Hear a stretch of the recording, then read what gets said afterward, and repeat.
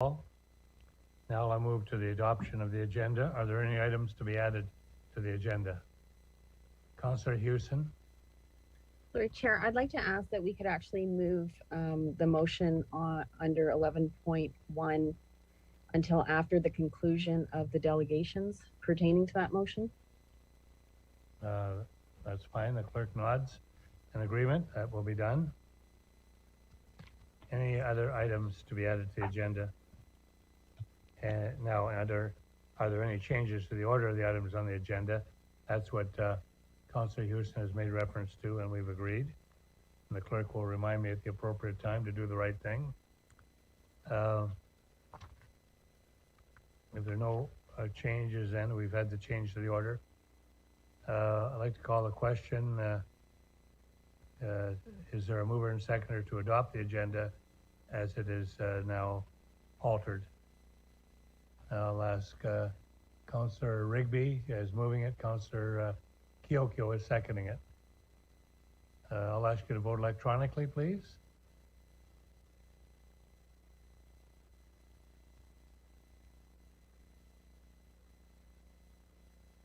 Motion is carried. Are there any disclosures of pecuniary interest?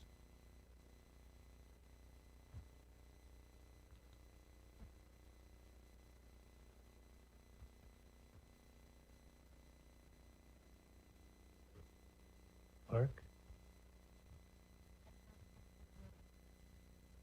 Councillor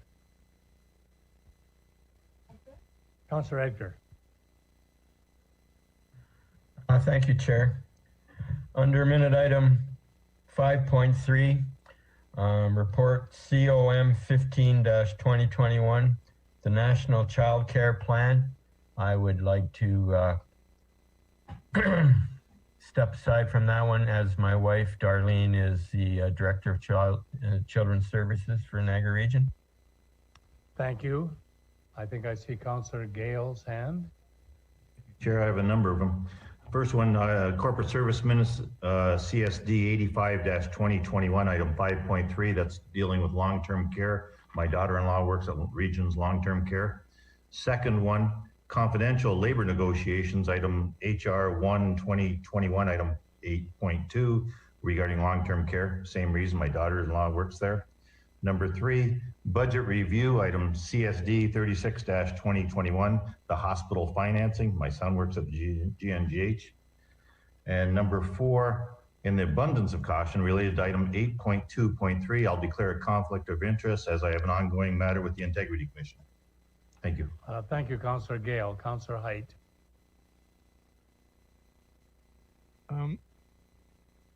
Yes, on the homelessness report that attached to the minutes for public health, my wife is still working part-time at community care. Thank you. Councillor Redekop. Thank you, Chair. With respect to budget review committee meeting and item number 5.2, which related to the hospital financing strategy, I'd like to declare pecuniary interest of a daughter that's employed by Niagara Health. Thank you. Councillor Redekop. Councillor Steele. Thank you, Chair. And for the same reasons, my wife is a employee at the NHS, and with regards to the budget review of the ask for the new hospital, I'll declare conflict. Thank you. I see no further names. Oh, Councillor Yip. Thank you. Through you, Chair. I'd like to declare on 8.2.3 regarding the Integrity Commissioner, because I have an ongoing matter with the Integrity Commissioner. Okay. Councillor Height, you have another one? Councillor Height? Yes, I believe I should declare a conflict on the Integrity Commissioner. I have an issue being dealt with as well. Okay. Anyone else? I'm looking on the screen and there are no others, I don't think. Oh, hold on. Staff is helping me out here. Councillor Bilsma. Councillor Bilsma? You're on mute, I think. On the same one as the other ones on the Integrity Commissioner, I have an ongoing complaint. Thank you. Councillor Butters.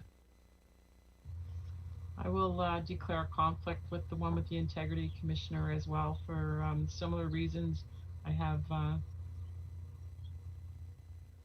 complaint in with the Integrity Commissioner.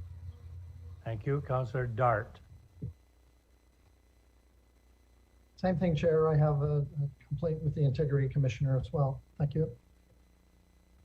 Thank you. Any other staff? I'm looking the clerk to help me out. None? I thank you all very much for your disclosures. The next is the presentations and the Regional Chairs Niagara Impact Awards. Tonight, I'm privileged to have the opportunity to announce the names of the 8 winners for the inaugural Niagara Impact Awards.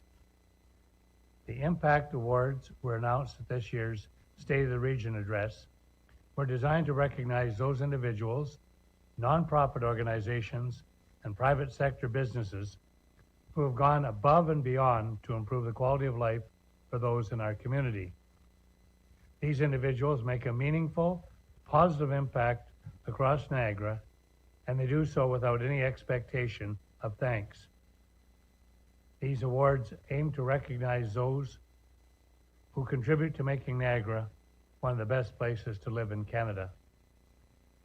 I was frankly overwhelmed with the quality of the nominations that were submitted on behalf of more than 250 residents, businesses, nonprofit organizations. I was moved by the stories of sacrifice, generosity, and innovation that were submitted by the friends, families, clients, and customers of the nominees. We originally had planned on naming only 3 award winners, but after careful review of the submissions, we made the decision to present 8 Impact Awards this evening. Refining this list was a genuine challenge as there were so many deserving nominees. I want to congratulate all of the nominees who continue to make a positive impact across Niagara. Staying upbeat and positive was challenging over the last 17 months, and these nominees and winners should be proud of what they have done for our region. While I cannot describe all that these individuals have done for our region, I am pleased to announce the following winners. The winner of the 2021 Niagara Impact Award for Youth is 12-year-old Welland resident Anisha O'Brien. This young resident applied the new skills she learned during the pandemic to help those less fortunate in our community by crocheting 100 scarves that were then donated to the Hope Center in Welland to ensure the homeless in her community could stay just a little warmer during the winter.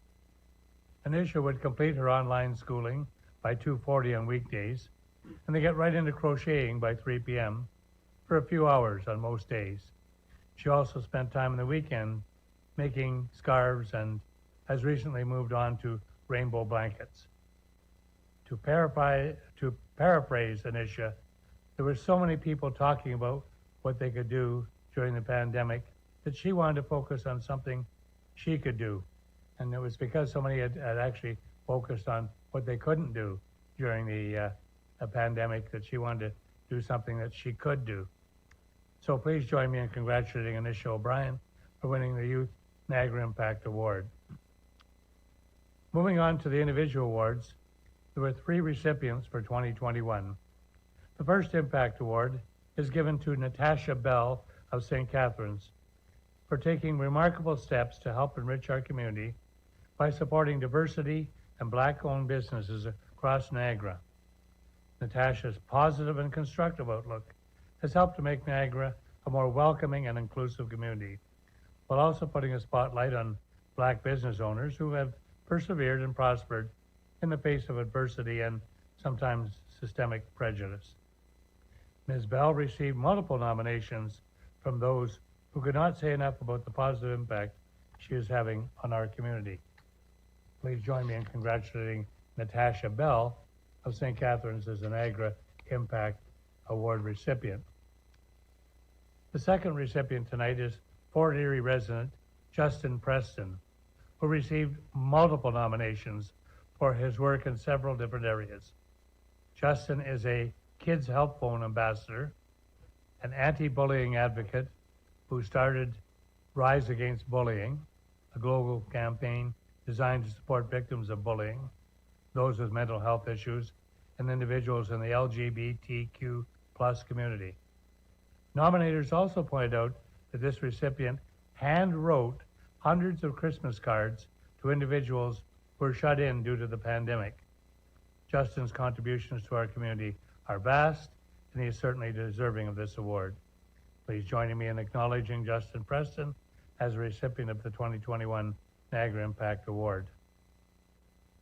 Our final individual award winner this evening is Amanda Cote, a selfless individual who's making a difference on a personal level for many in our community.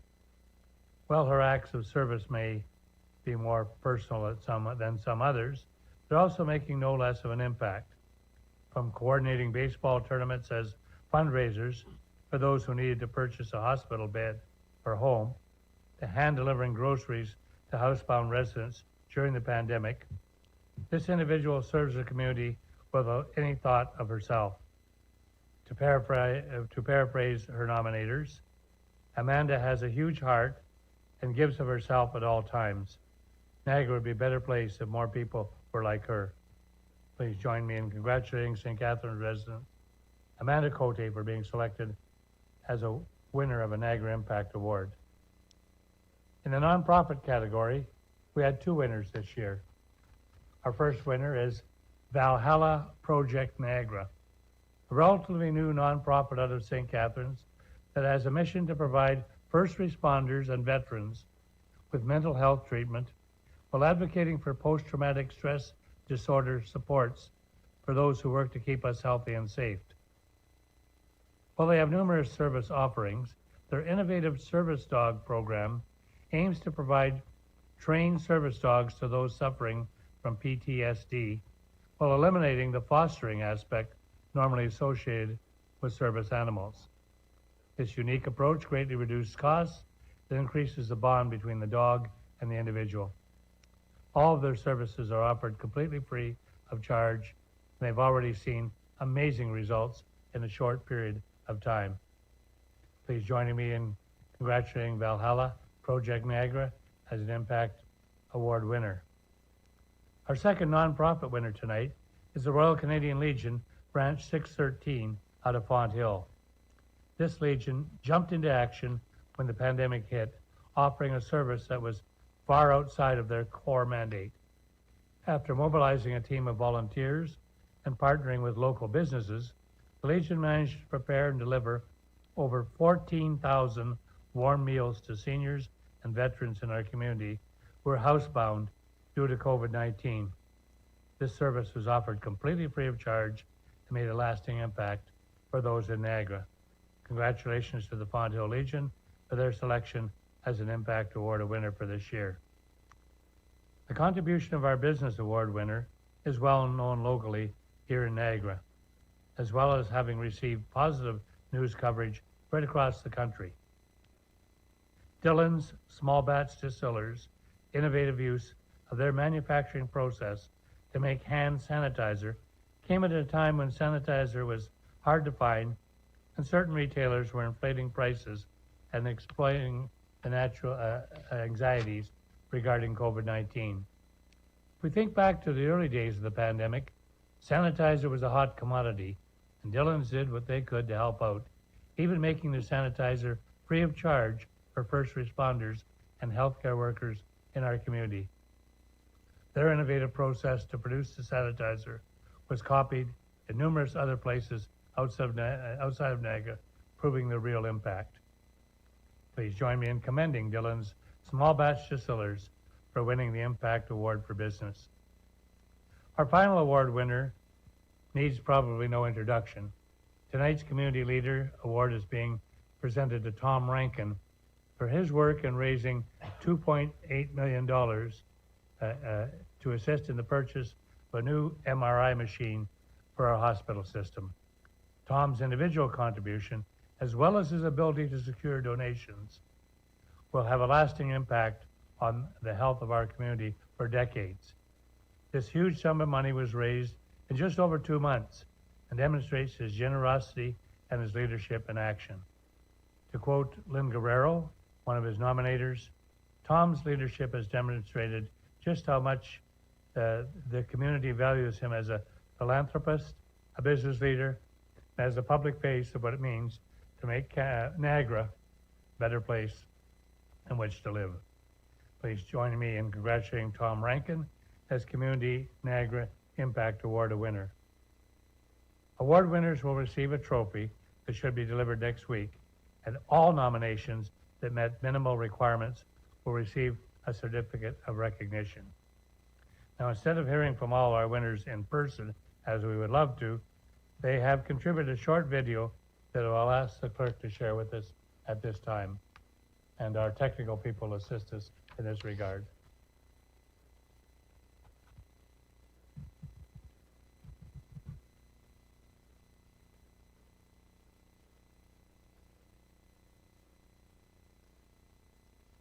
This is where we hope the technology works.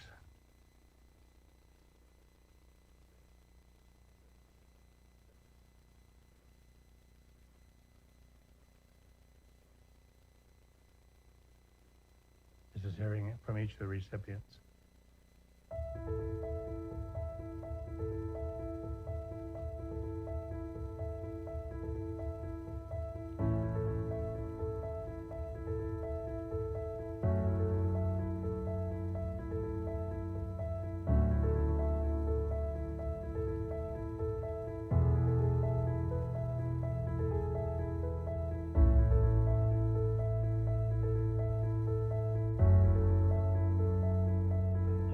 Regional Council, ladies and gentlemen. I'm honored to accept this Niagara Impact Award. I'd like to thank the person who nominated me and the judges who voted for me. I did not set out to win any awards. I only wanted to help people any way I could in a difficult time in my community. Everything was locked down, and it seemed like everywhere I looked, there were only people talking about the things you couldn't do. I wanted to find something positive I could do. I learned to crochet during the pandemic, and I wanted to use my new skill to help people in my community to stay warm. I believe that contributing to my community is the best way I know how to give people hope during difficult times. I'd like to accept this award on behalf of myself and the other unrecognized people who are giving us hope every day as they contribute to the community. Thank you.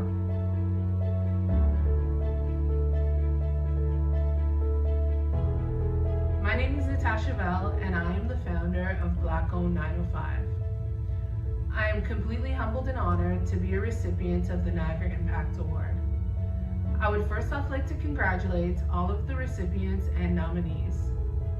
Thank you from the bottom of my heart to everybody who took the time to nominate me.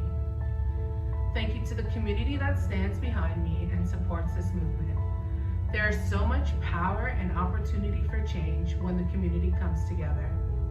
I look forward to watching Black-Owned 905 grow while I continue to highlight Black-owned businesses in Niagara. Thank you.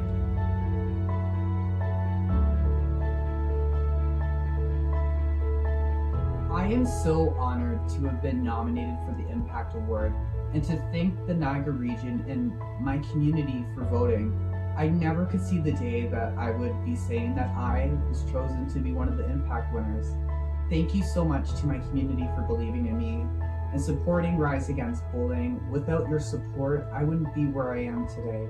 So thank you so much for all your love, and one person can make a difference. Together we can change the world.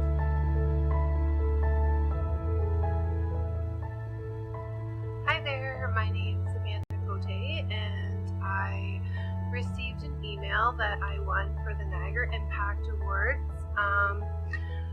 So I just wanted to thank whoever nominated me. I'm actually not sure. So I just want to thank everyone around me, all my friends and family. You guys, you support me, and that makes the world go round. Thank you.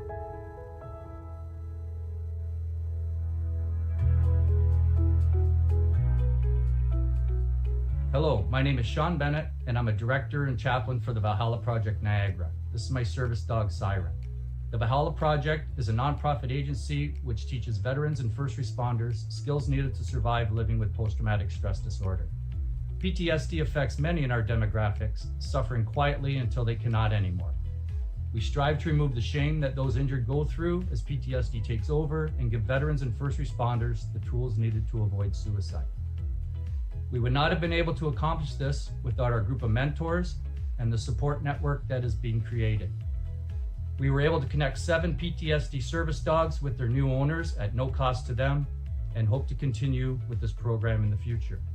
On behalf of our directors, Graham Bettis, Wendy Walker, and Ken Bodette, and Melody Dorian, our service dog trainer, I would humbly like to thank those that nominated Valhalla. And a large, heartfelt thank you to the regional chair and council in selecting the Valhalla Project Niagara for this tremendous honor. Sleep well and check in on someone, or check in yourself if you need to. Check in, save lives. Please be compassionate, and remember, not all wounds are visible. Thank you.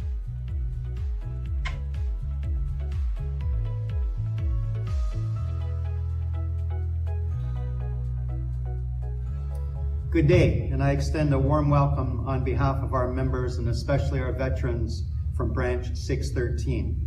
My name is Jim Garner, Second Vice President, and I am pleased to be providing these brief remarks in relation to our branch being selected as a recipient of a Niagara Impact Award. First of all, I would like to extend our gratitude to the individuals who nominated us for this recognition. Our Heat and Serve Dinner Initiative for seniors and veterans in our town of Pelham began in mid-March of 2020. Some 13 months later, when this initiative concluded, our group of volunteers produced and delivered over 14,000 meals at no cost to our seniors and veterans. 2 of these volunteers are with me today. Tony McKelvey, our branch president, and Al Crow, a long-standing member of Branch 613. We are very grateful for the support this initiative received. As word spread throughout our community, individuals, businesses, and organizations from within our town stepped forward and made financial and product donations that enabled us to produce these meals. For this, we simply say thank you. In closing, while providing assistance to and honoring our veterans are principal responsibilities as Legion members, we are also mindful that we are a part of a greater community. This is the latest example of both our Legion and town spirit. Thank you again for this recognition.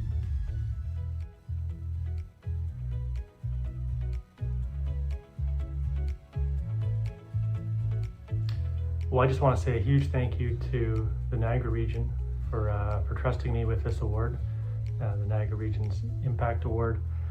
I certainly didn't expect anything like this. It was just us trying to do our best during a crazy time.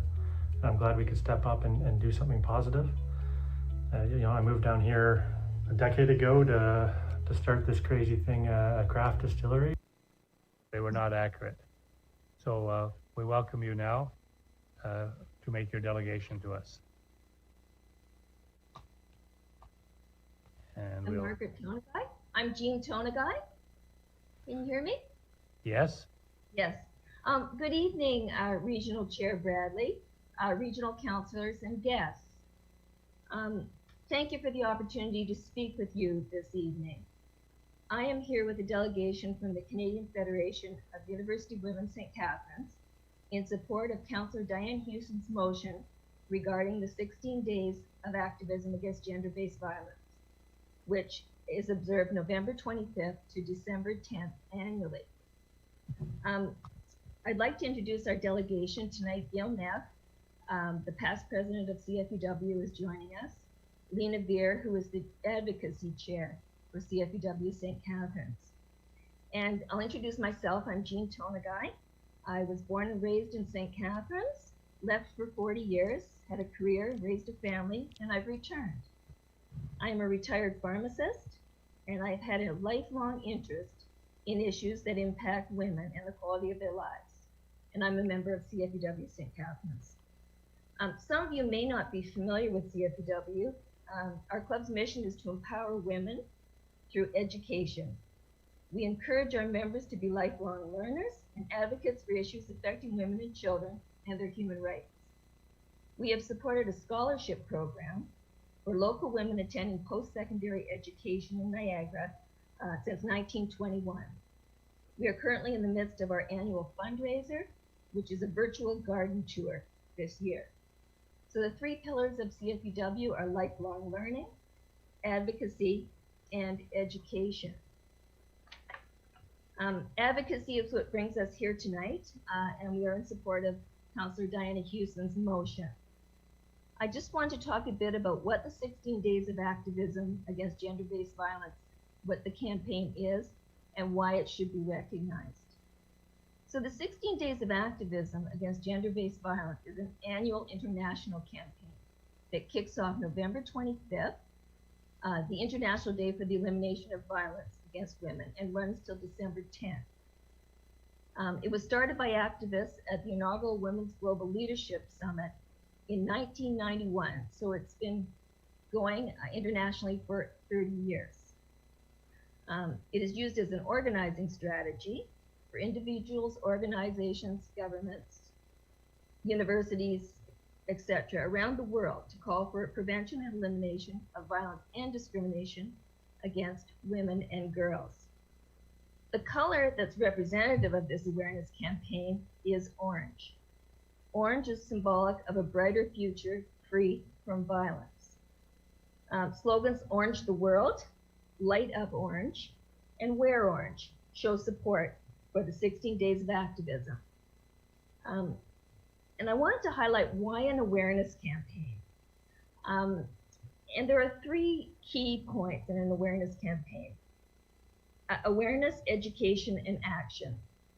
So you raise the community profile of an issue with the citizens and educate them, teach them about the issue, about the lifestyle, about the cause that you are concerned about. And then this leads to action. The action is a change in thinking. Change your views. Increase your understanding of a lifestyle or of an issue that is facing women or a particular race. And this hopefully leads to individual change in behavior, which will lead to changes in your home, in your workplace, and in your personal relationships. Ultimately, you would want to see policy change. And this is, of course, when enough interest is gathered and enough action takes place, governments are moved to policy. I would just like to point out that the Canadian Federation of University Women recently passed a resolution at their Ontario Council, which will go to the Ontario government, involves sex trafficking here in Niagara. And for me, to use this example, I didn't know a lot about sex trafficking. I didn't know exactly what it was. I didn't know it was a big issue in Niagara. So I became aware, I educated myself, and now I understand what coercive behavior is and the signs to look for in girls that might be in a situation being trafficked. So that's the example of how an awareness campaign works to increase the awareness among our citizens. During the 16 days of activism, one of the days to recognize is December 6th, and that is the National Day of Remembrance and Action on Violence Against Women here in Canada.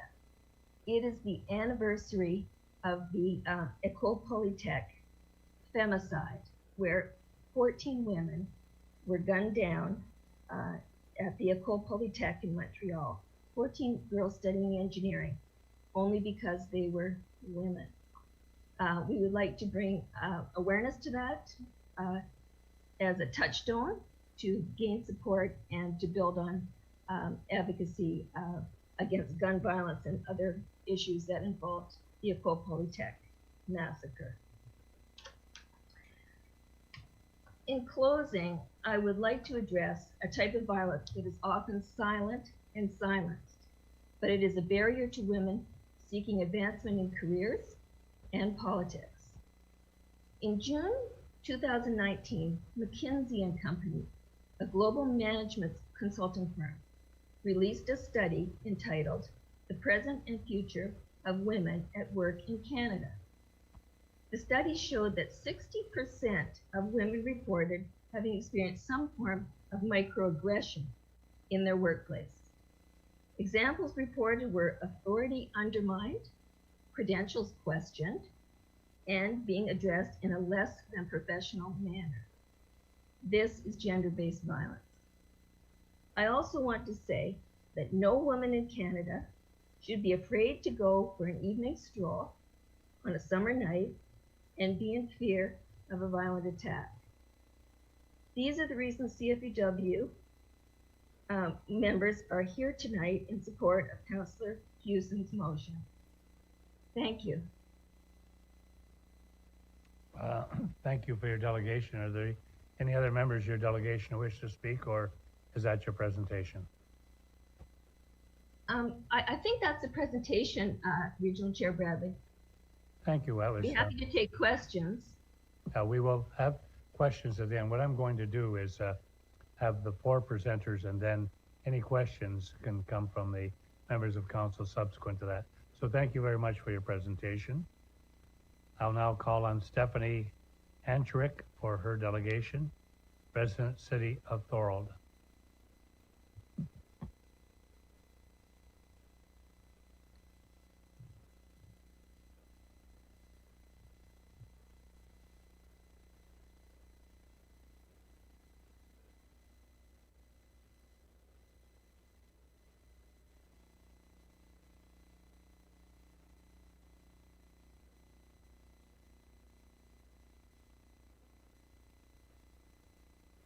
I'll now call on Stephanie Antrick for her delegation, resident city of Thorold.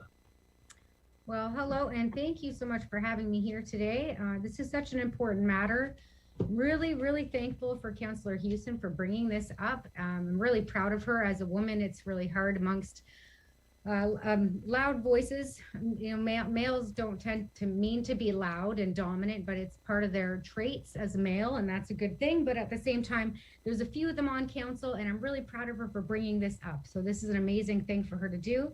I'll now call on Stephanie Antrick for her delegation, I'm here. resident city of Thorold. Can you hear me? Well, Yeah, hello. we've heard you begin. I don't know why it's being repeated, but we have heard your, that's a technical thing happening. Please go ahead. We've heard what you've begun with, and you can continue. Loud voices. You know, males don't tend to mean to be loud and dominant, but it's part of their traits as a male, Stephanie, and that's a good you have to shut off the web stream that you have running in the background, please. Okay, thank you. This is an amazing thing for her to do. I'll now call on Stephanie Antrick for her. There it is. Okay. I'm back. Thank you so much for that. I was wondering about what was going on Thank there. you to the clerk for that help. Okay, you can see me now and hear me. Yes. Okay, so proud of Councillor Hewson, and that's where I am at. So I do just have a couple of things to say. I won't spend a lot of time. Thank you for hearing me. I just wanted to mention, so considering the OPP have stated that domestic violence has increased by 100% since COVID, and since Dr. Hergy has stated a few times in his health reports that mental health has increased due to COVID, which is no surprise, of course, and that more people will die of mental health related illnesses than of COVID. So that was in one of his reports. So this is such an important topic. So I support Councillor Hewson's initiative here.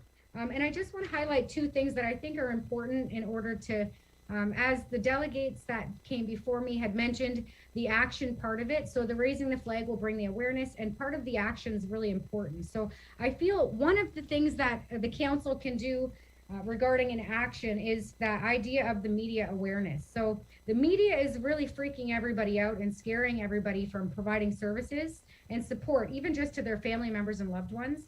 And so since Niagara has decided to fund media or to be involved in that in some regard, I think perhaps some encouragement for the media to present the data in a way that is more realistic and truthful to the respect that the actual severity for this population for any severe COVID is a lot less than what's happening to their mental illness and mental health. So I think that would be number 1 when we move to that action state, to get some proper media representation for this this problem that we have. So shelters and support services for women and victims of domestic violence should not have to enforce COVID measures. There should be a more emphasis placed on the mental and physical safety, since they are more likely, as Dr. Hergy noted, to suffer mental health and domestic abuse than any serious impact of COVID. And that's been a big limiting factor.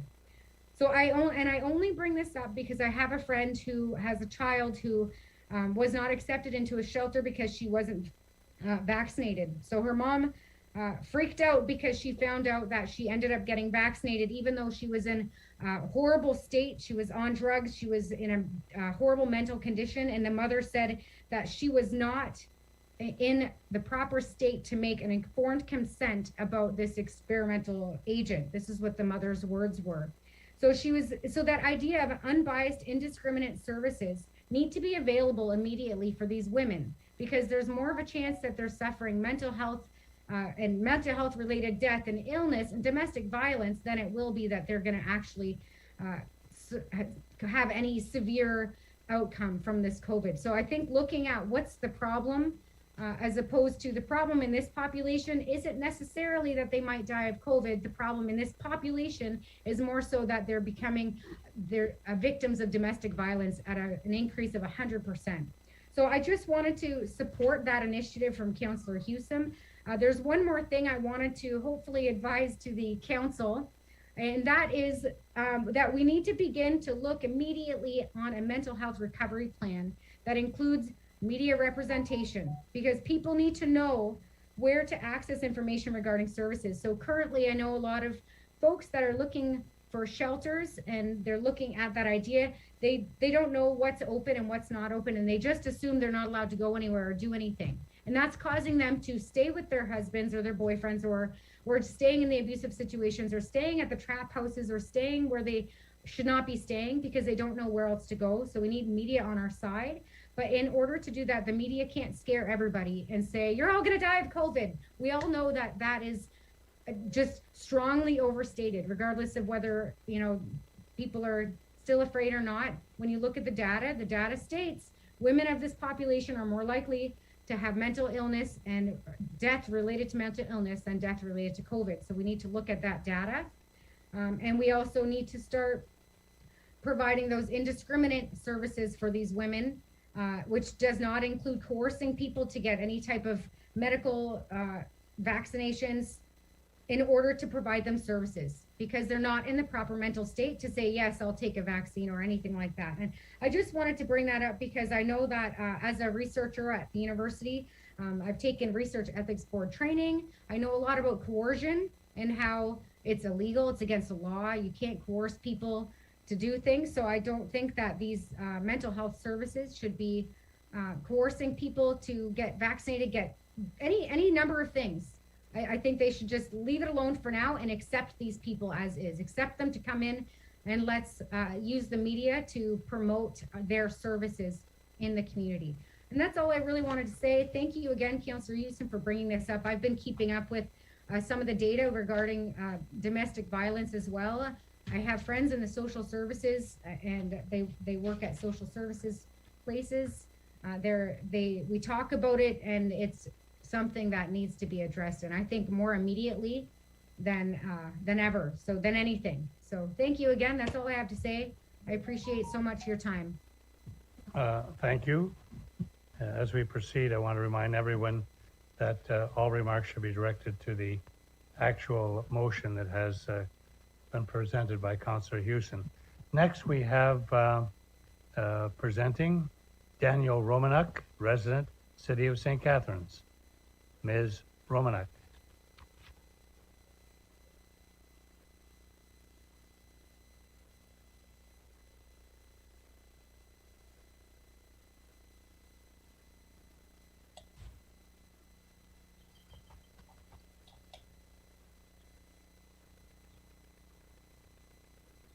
You may proceed, Ms. Romanuk.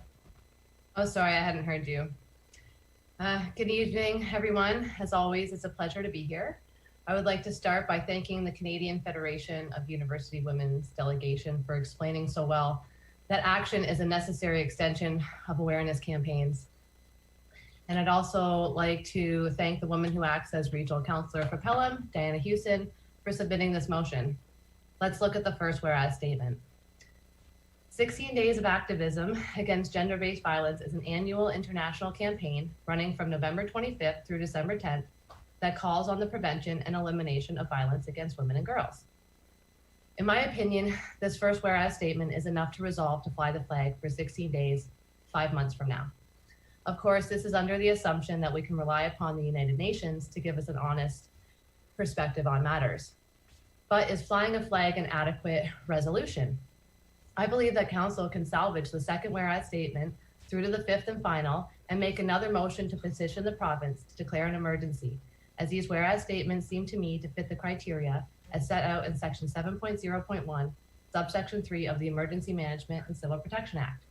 For clarity, I will read the criteria for declaration in section 7 of the Emergency Management and Civil Protection Act, followed by the second through fifth whereas statements, and you can decide for yourself if a resolution to fly a flag in November is the best we can do. The criteria for declaration. An order declaring that an emergency exists throughout Ontario or any part of it may be made under this section if, in the opinion of the Lieutenant Governor and Council or the Premier, as the case may be, the following criteria are satisfied. Number 1, there is an emergency that requires immediate action to prevent, reduce, or mitigate a danger of major proportions that could result in serious harm to persons or substantial damage to property. Number 2, one of the 3 following circumstances exists. Either the resources normally available to a ministry of the government of Ontario or an agency, board, or commission or other branch of the government, including existing legislation, cannot be relied upon without the risk of serious delay. 2, or if said resources are insufficiently effective to address the emergency. Or 3, it is not possible to ascertain whether said resources can be relied upon without the risk of serious delay.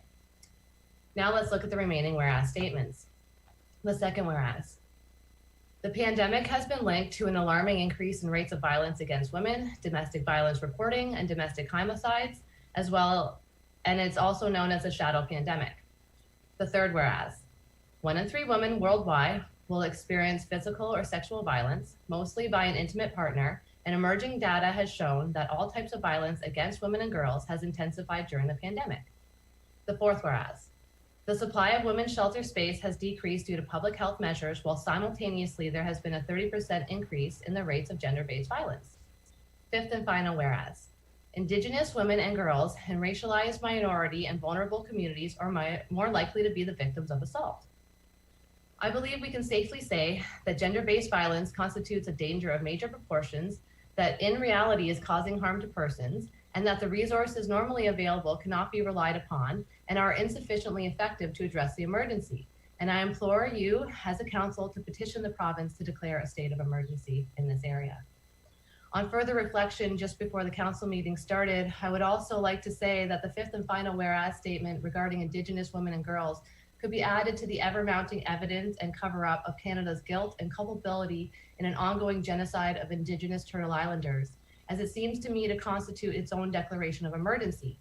Unless, of course, the province does have the resources to deal with the problem, but for some reason has failed to mobilize them, in which case I suggest there be a motion to petition that the resources be released post-haste.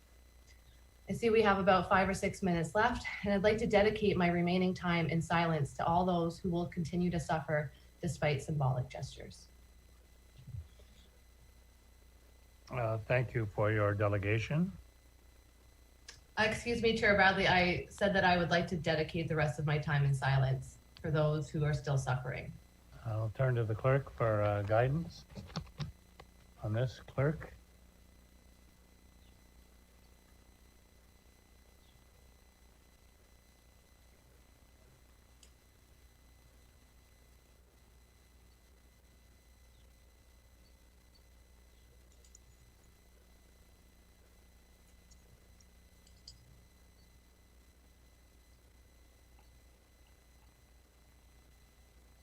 If there's an objection to the silence, I will gladly take this time back and explain that I was part of an email chain that fell upon the deaf ears of the majority of the female counselors. Only 3 of them bothered to respond. So this showed me how powerful silence can be. We are prepared to comply with your request for silence. Wonderful. Because you can use your time as you deem appropriate, and you have asked for that, and I've checked with the clerk, and she said it's appropriate to comply with your request. Thank you. Thank you.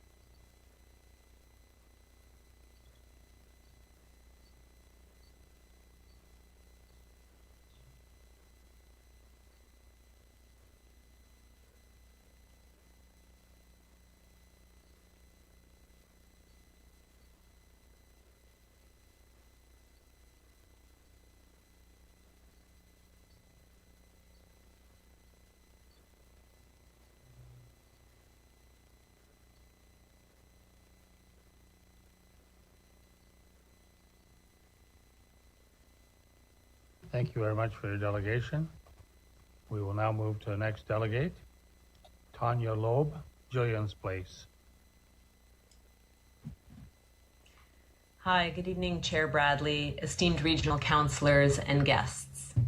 I'm so grateful to be here today joining these other articulate and impassioned delegates to support Councillor Hewson's motion for the region of Niagara to participate in the 16 days of activism against gender-based violence.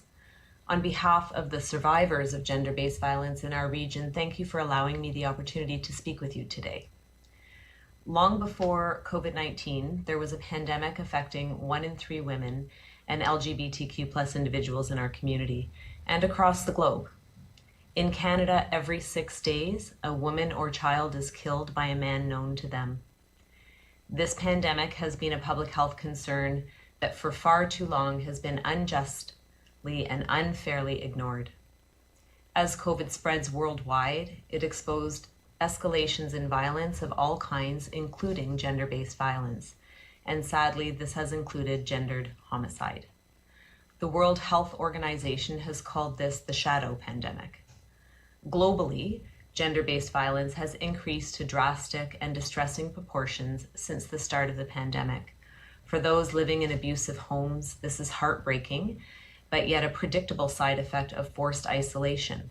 Emergency stay-at-home orders that have been designed to keep families safe also have the unintended consequence of putting survivors of violence and abuse at a profoundly higher risk.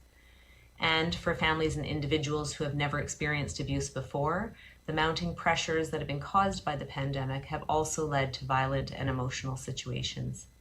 These complex and life-threatening stories, coupled with the demands Jillian's Place had been responding to even before COVID-19, are the realities that underpin our services today.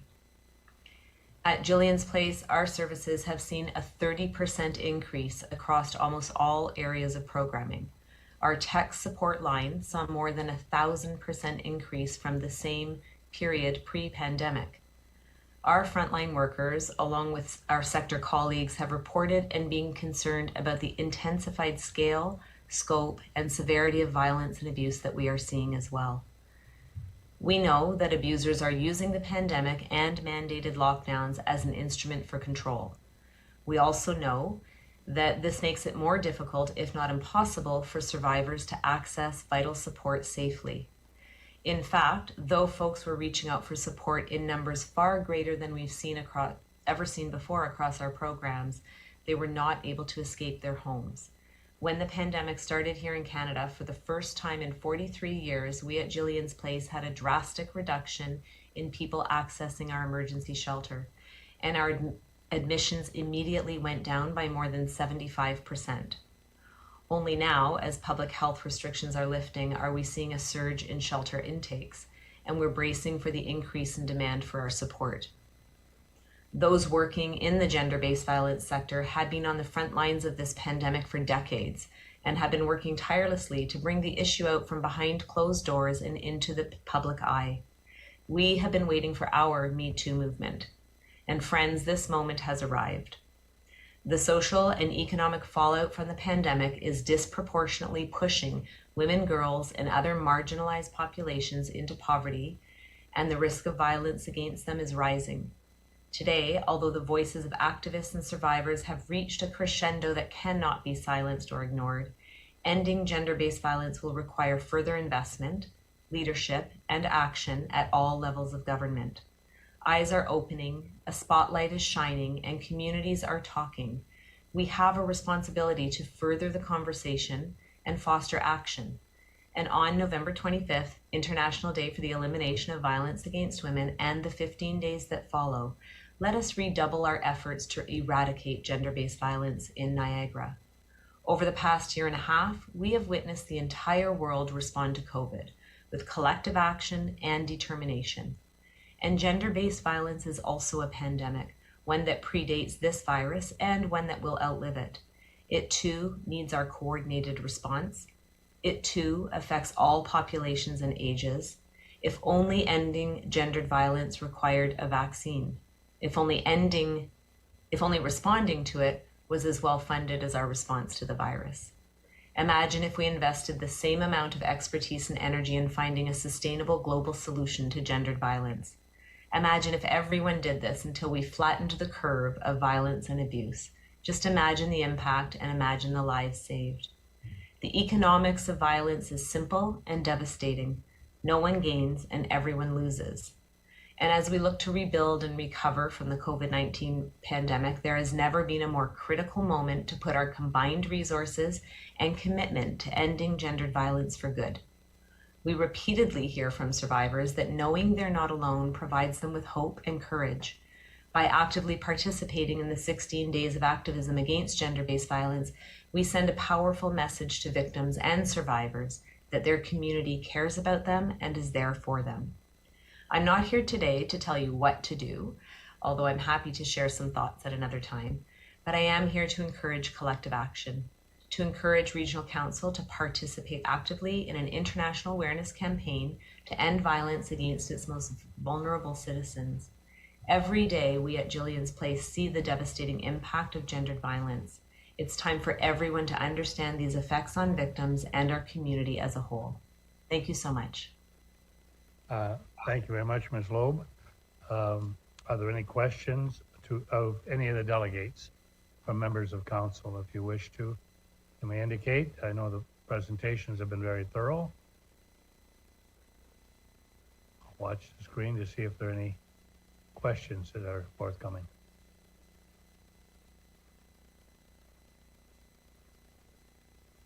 Seeing none, that means that you've done a very thorough job, but we may have one. And we're now seeing it. Councillor Dart.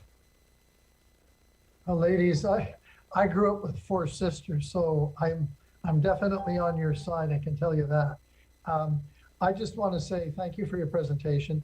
I'm not sure if you're aware, your organization has a beautiful floral display in Pearson Park in St. Catharines. I don't know if any of you have seen that or not. So when you have a chance, go by there. It's in St. Catharines, corner of Carleton and Niagara Streets. I think you'd be pretty impressed with it as well. But thanks very much, ladies. I have no questions. I just wanted to say I'm on your side, definitely. I got 4 sisters. They'd be reminding me that I need to be on your side, but I don't need much of a reminder. So thank you very much for your help. And Councillor Houston, good job bringing this forward. Thank you, Councillor Dart. Any other questions to any of our presenters?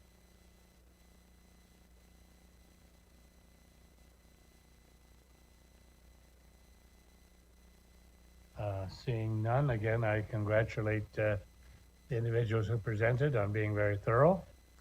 And as indicated early on at a request of Councillor Houston, the particular motion that people were speaking to will be dealt with at this point in time.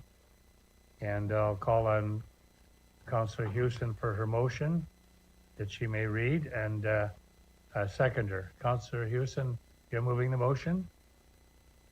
Good. Yes, I am. And the seconder? Councillor Yip has offered to second. Councillor Yip will seconding the motion. Thank you.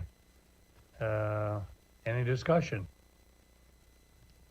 Well, I would In like. fact, you may read. Why don't you read the motion so that those who are watching may I know it's on the screen, but why don't you read the motion for us, Councillor Houston?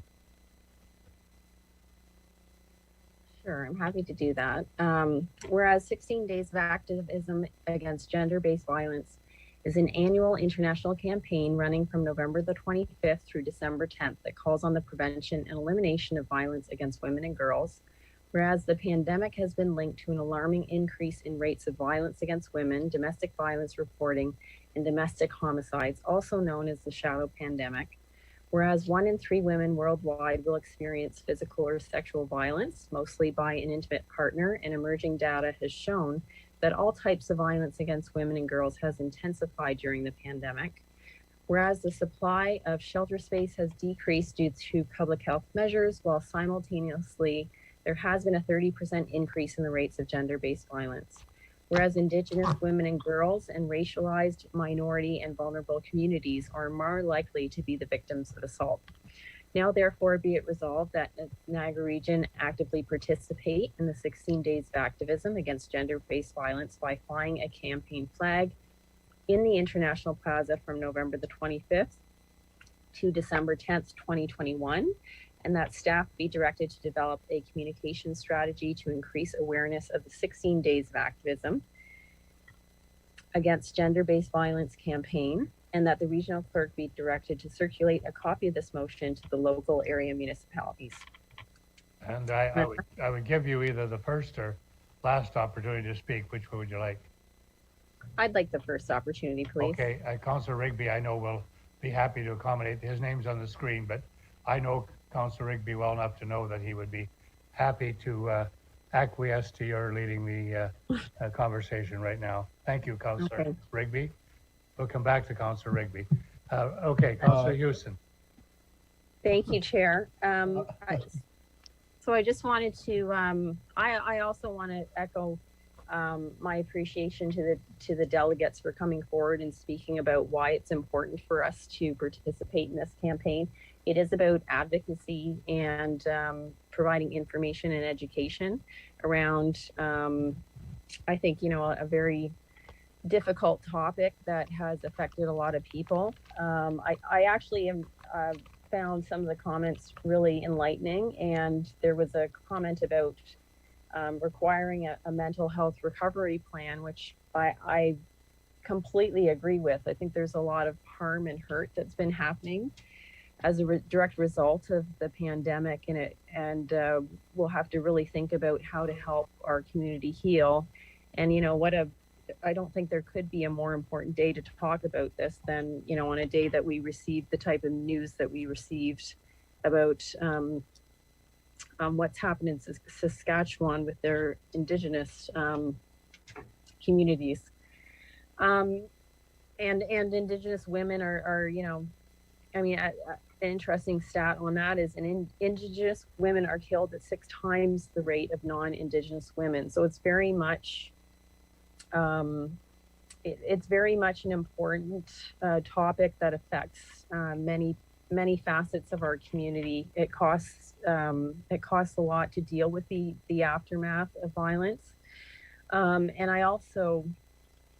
I did reach out to the NRP to ask for, aside from some national stats, that if we did have any local data on domestic violence in Niagara. And I think council will be interested to know that from 2018 to 2019, domestic violence calls increased by 146 calls.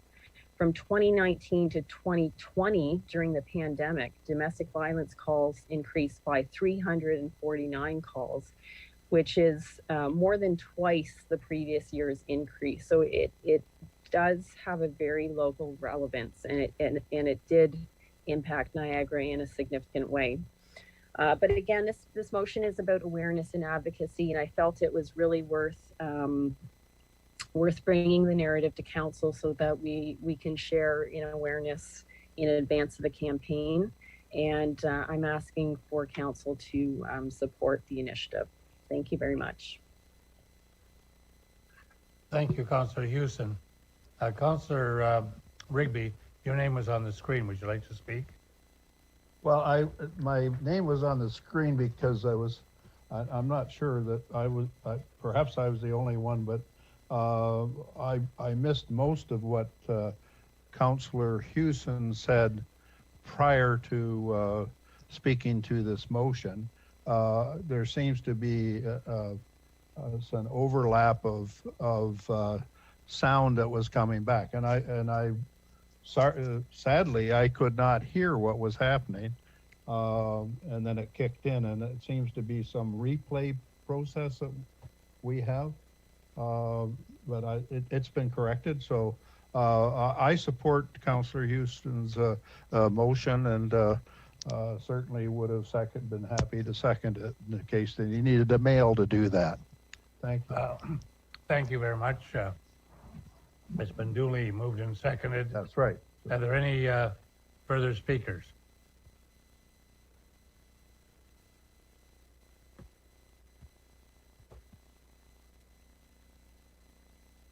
It appears not. So again, because it's very clear to everyone, and we've heard from folks, so I'll ask you to vote electronically on it.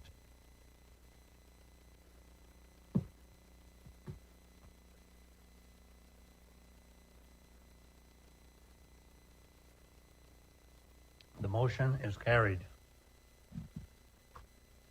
We next go to the adoption of minutes. And I'll ask Councillor Dart if he would move, and Councillor Nicholson second the motion to adopt the open session minutes for the special and regular meetings held on May 20 and the open and closed minutes from the special meeting held on June 10. Would both agree to do so? Yes, Chair. Thank you. Yes, Chair. Thank you very much to both councillors. Is there any discussion? Councillor Gale. Thank you, Chair. I'd like to pull item 7.2 or comment on item 7.2, the council minutes. In the council minutes under new business, I raised the issue of forming a pandemic recovery task force, which would include consultation with local businesses. The CAO was kind enough to address the issue and indicate he would contact me with an update. Will that occur this evening, or can you help me on that? I'll turn to the CAO. CAO. Through you, Chair. Thank you. I don't actually have an update for you this evening, but certainly commit to that. Okay, you're going to reach out to me, so I'll leave it in your capable hands then. Thank you very much. Thanks, Councillor Gale. Anyone else? Seeing no other speakers, I will ask you to vote electronically.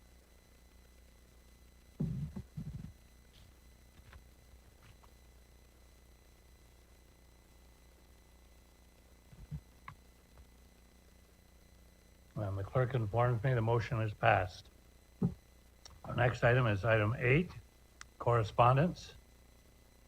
You have a letter from E. Zimmerman, Executive Director, YMCA, Niagara Region, dated June 18, 2021, respecting 16 days of activism against gender-based violence in support of homeless women and families. And we have memorandum from A.M. Norio, Regional Clerk, dated June 24, 2021, respecting notice of procedural bylaw amendment, electronic meetings. Would someone like to move the motion to receive? Looks like Councillor Rigby is going to move the motion to receive, and I see Councillor Gibson wants to second that. Any discussion of that motion? If not, I'll ask you to vote electronically.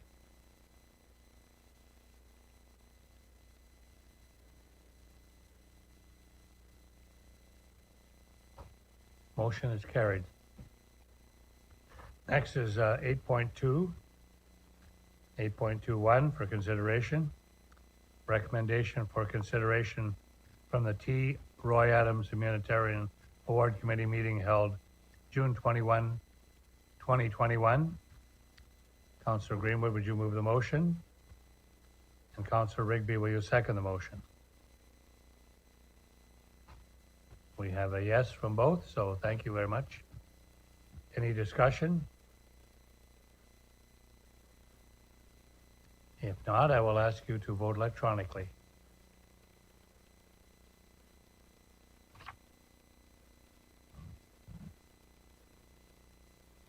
Motion is carried. Next item is 8.2.2, CSD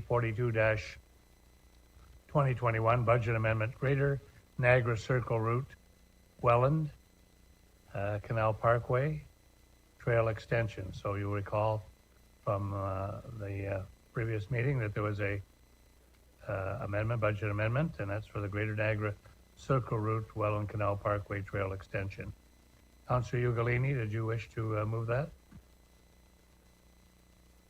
And seconder? Yeah, move that. Seconder? Looks like Councillor Whalen. Any discussion?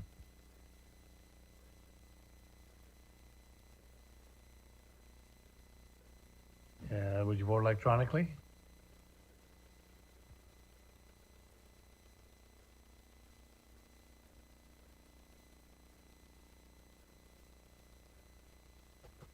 Motion is carried. Next item is 8.2.3, appointment of an interim integrity commissioner. Councillor Foster, would you move the motion? Yes. Is there a seconder for that motion? It's going to be, let's see kind of who I'm going to say here. Councillor Nicholson looks like he wants to second that motion. Any discussion?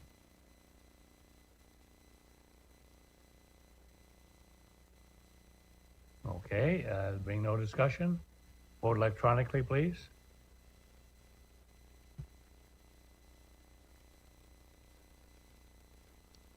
Motion is carried. The next item is 8.2.4, Chief Administrative Officer Recruitment Committee update. Councillor Witteveen, will you move the motion? Yes, I will, Mr. Chair. Okay, and a seconder from the, well, it'll be Councillor Foster, he's on the committee, so. Any discussion?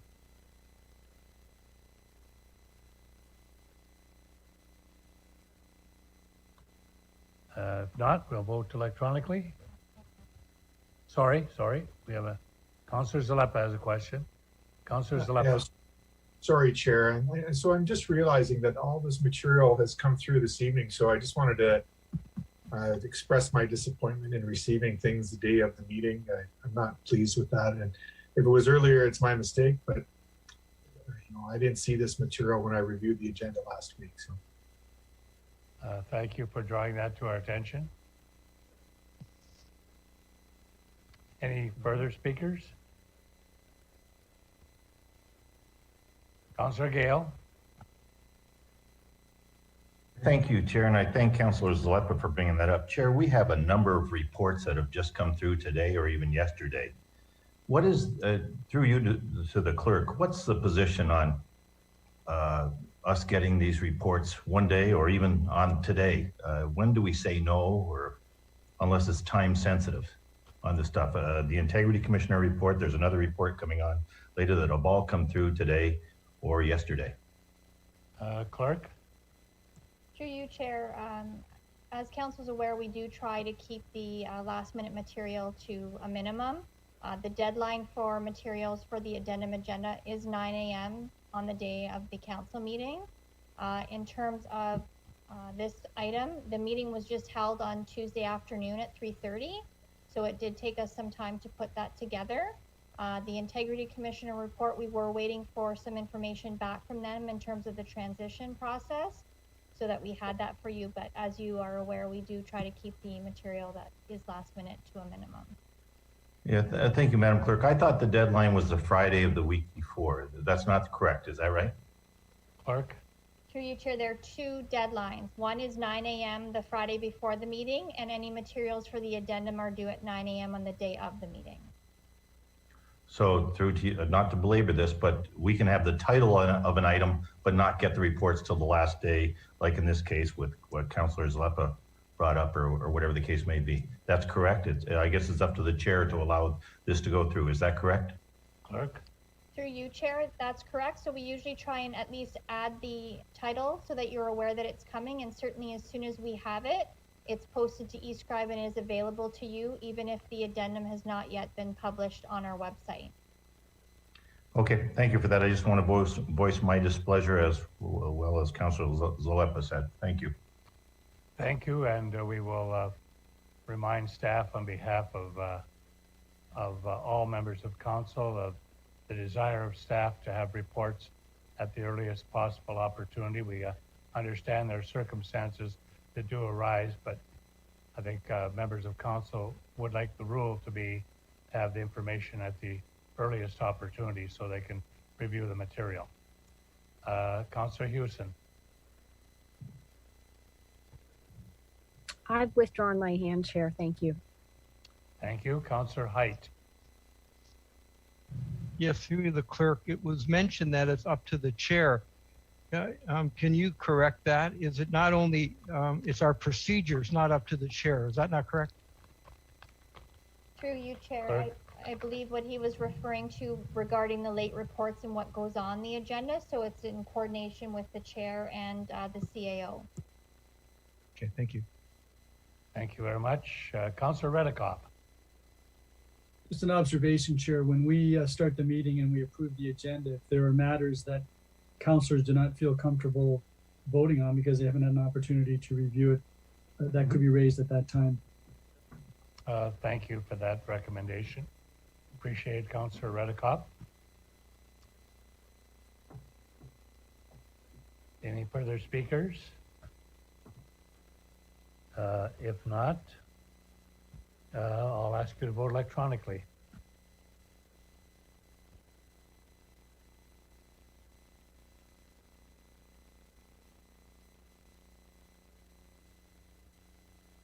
Motion is carried. Next is the committee reports, open session, Public Works minutes from Tuesday, June 15, 2021. Councillor Rigby, would you like to move the motion? And Councillor Burdick, would you like to second the motion as Yes, chair I and will. vice chair? We have yes from both. Any discussion?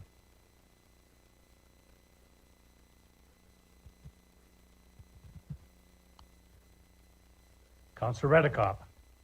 Thank you, Chair. On PDS 32/2021, which deals with road safety, what is the status of the Vision Zero road safety plan, and when can we expect to receive it? CAO. Through you, Chair, I'd look to either Commissioner Swaniga or Director Ryle, I believe, is on with us as well. She would be best if she's available. Okay. Are either of those individuals available to answer the question? Yeah, I'll defer to Director Ryle. Okay. Good evening through the chair. So the plan with regards to the Vision Zero road safety plan is right now we're tentatively looking at calendars to come to each of the 12 local area municipalities with regards to the approvals we require across all 12 of the LAMs with regards to the intermunicipal agreement recommendations and changes that we'd like to do. So that'll be happening between August and September timeframe, and with a few of them maybe staggered in July. So that right now is in the works. Once we get the approvals put into place, if they're put into place with the unanimous approval, which is what we require, our intent is to kick off the program in Q1 of 2022, and that's taking into effect the notice period, the ordering of the equipment, the installation, and a few other things we need to do in order to get the program launched. So the intent right now is Q1 of 2022 to be live in the hopes that it gets unanimous support and approval. Thank you. And if I might, Chair, does that include the light? Does that include the red light camera portion of this program? Through the chair, yes, it does. It includes red light cameras, automated speed enforcement, and other different techniques and road safety initiatives that we will be proposing. I can't recall, Chair, if I've raised this before, but between the new high school and Greater Fort Erie Secondary School and the town hall is an intersection. And whenever one leaves the town hall to approach Garrison Road and enter Garrison Road, you hit a traffic signal. And I can't tell you how many times I've sat on Municipal Drive waiting to access Garrison Road when the light is turned green for me and vehicles continue through what would be a red light if you're on Garrison Road, to the point where one night I saw not only a motor vehicle go through, but followed by a transport truck with a trailer. And so I'm offering that intersection, that traffic signal for a red light camera, because it's very, very dangerous. I'd like to say that all of the high school students pay attention when they're crossing the road. Sometimes they don't. And I'm just very fearful of a tragedy. So I'm offering up that traffic signal to regional staff when we get to that point. Thank you very much for sharing that with us. It is indeed a safety concern, and we appreciate your raising it this evening. Any other speakers? If not, we will vote electronically.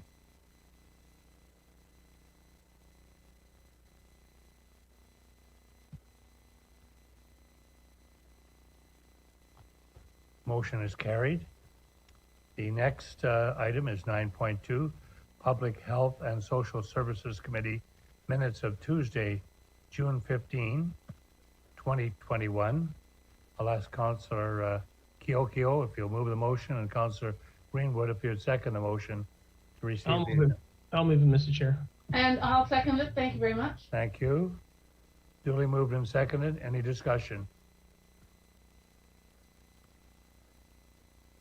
Councillor Encina. Thank you, Chair. Just a comment on COM 17-2021, the point in time count. As I was reading through, Chair, with regard to the recent housing loss, it's hard to go by and see right now that 22.8% of those who have lost their home has been through financial hardship. And of those, like 61% had mental health issues. With the point in time count, I would ask the commissioner or the director, that was back in March. Do we have any inclination of where we stand now that the summer has hit? Would it be increasing during the summer, or is it sort of fall off after that? CAO, would you like to direct that to a staff member? Thank you, Chair. I directed first to Ms. Commissioner Jugley, who's on with us, and she Okay. can go further if necessary. Commissioner, do you have a response? Yes, thank you through the chair. Thank you for the question. I don't think there's that much variability between the time that we did the count in March and today. What I am watching for is actually probably by the end of the summer, when some of the federal benefits are discontinued. That is a time that we're watching very carefully. We can usually track pressures into our homelessness system also by pressures in our social assistance system. And right now those are relatively stable, but we think it's largely because of the availability of that federal benefit. So when that is lifted, then I'm going to be watching very closely and hoping that the employment situation counters that and ensures that people still have access to income. So that's the piece we're watching for at this point. Councillor Encina. Thank you, Chair. Much appreciated. Thank you, Commissioner. Thank you. Councillor Hyde is next. Yes, just thought I'd clarify my conflicts. COM 13 mentions community care. Yes. That's my conflict. Thank you. You did mention that at the beginning. We appreciate it. Councillor Rigby is next. Thank you, Mr. Chair. Just as this is involves also public health in this discussion, am I allowed to ask if Dr. Hergy can answer a question that's not related to directly with the minutes? Yes. Okay, just to clarify, the section 22, has that been lifted Dr. Hergy. as of today? Yeah, Mr. Chair, what has been lifted is the restriction on dining with only one's household for outdoor dining. So that is no longer a restriction. People are able to go to a restaurant, dine with other people from wherever. It doesn't have to be just from their household.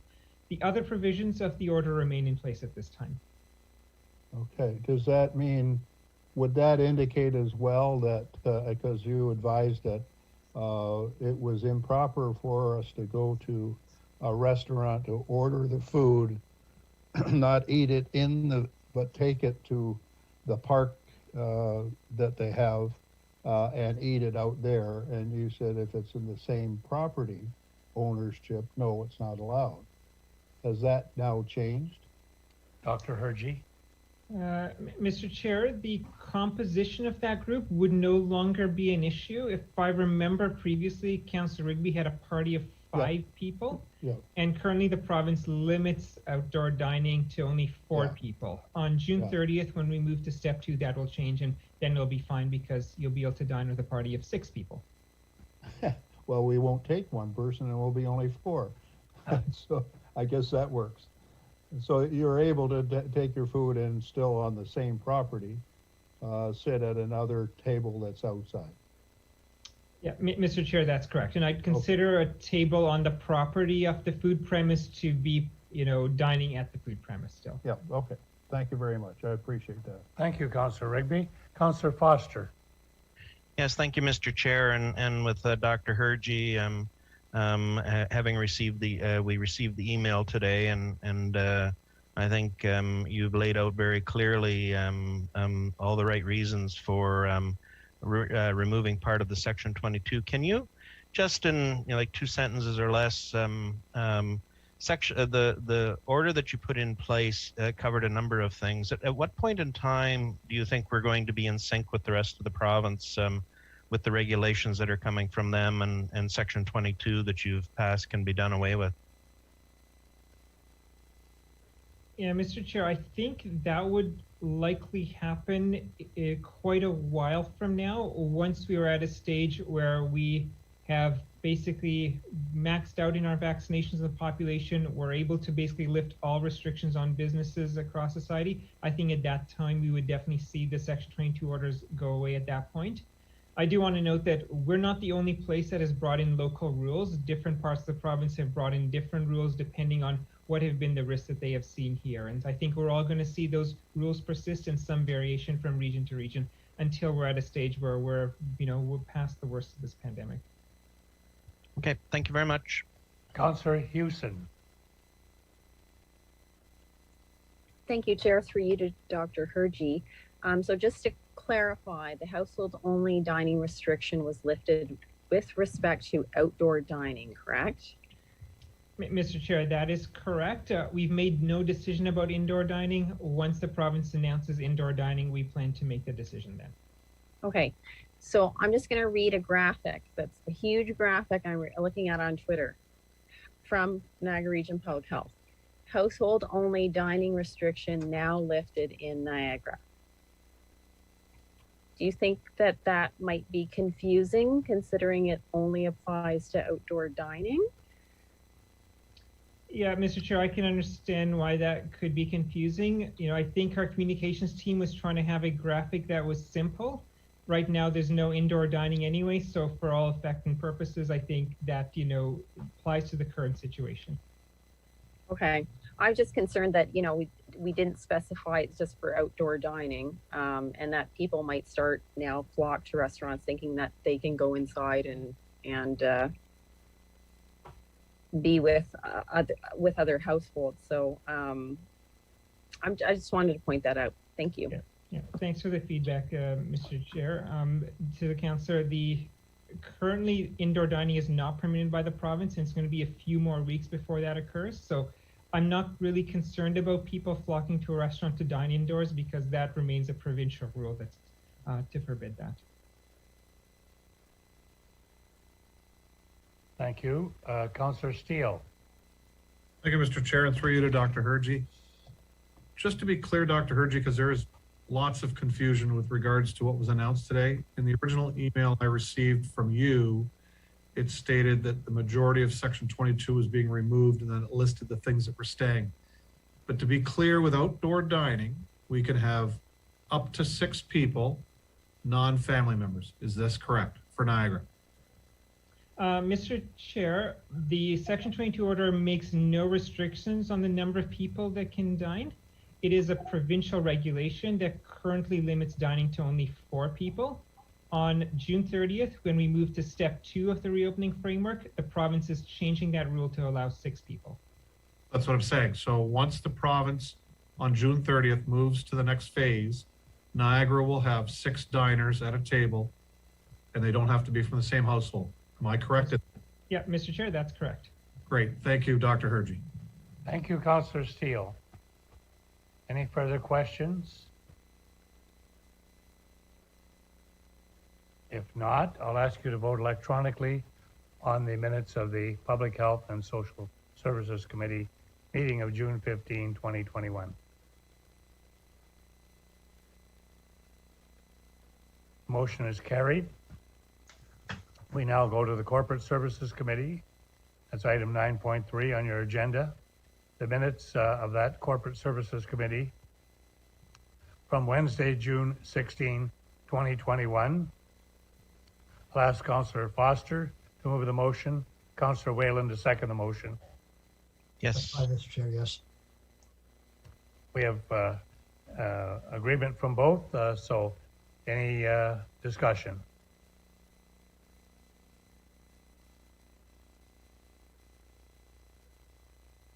Seeing none, I'll ask you to vote electronically.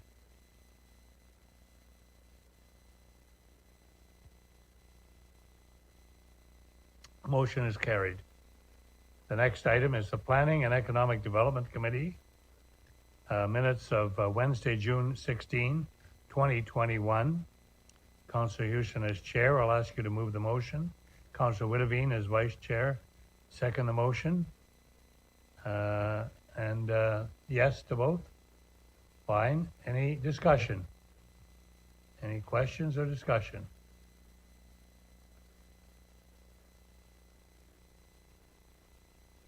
Councillor Dart. Thank you, Chair. Just a quick question. In the report with the former John Deere property and so on, it talked about a proposed trail. Can you tell me who would be paying for that proposed trail? The developer, or is it up to the region to do? CAO? Through you, Chair, I direct that to Mr. Giles. I suspect it's the developer, but he can confirm that. Yeah, thank you. Through the chair, yes, that proposal would be put in by the developer. Okay, thank you very much. Thank you, Chair. Thank you, Councillor Dart. Any other items you wish to discuss under this meeting?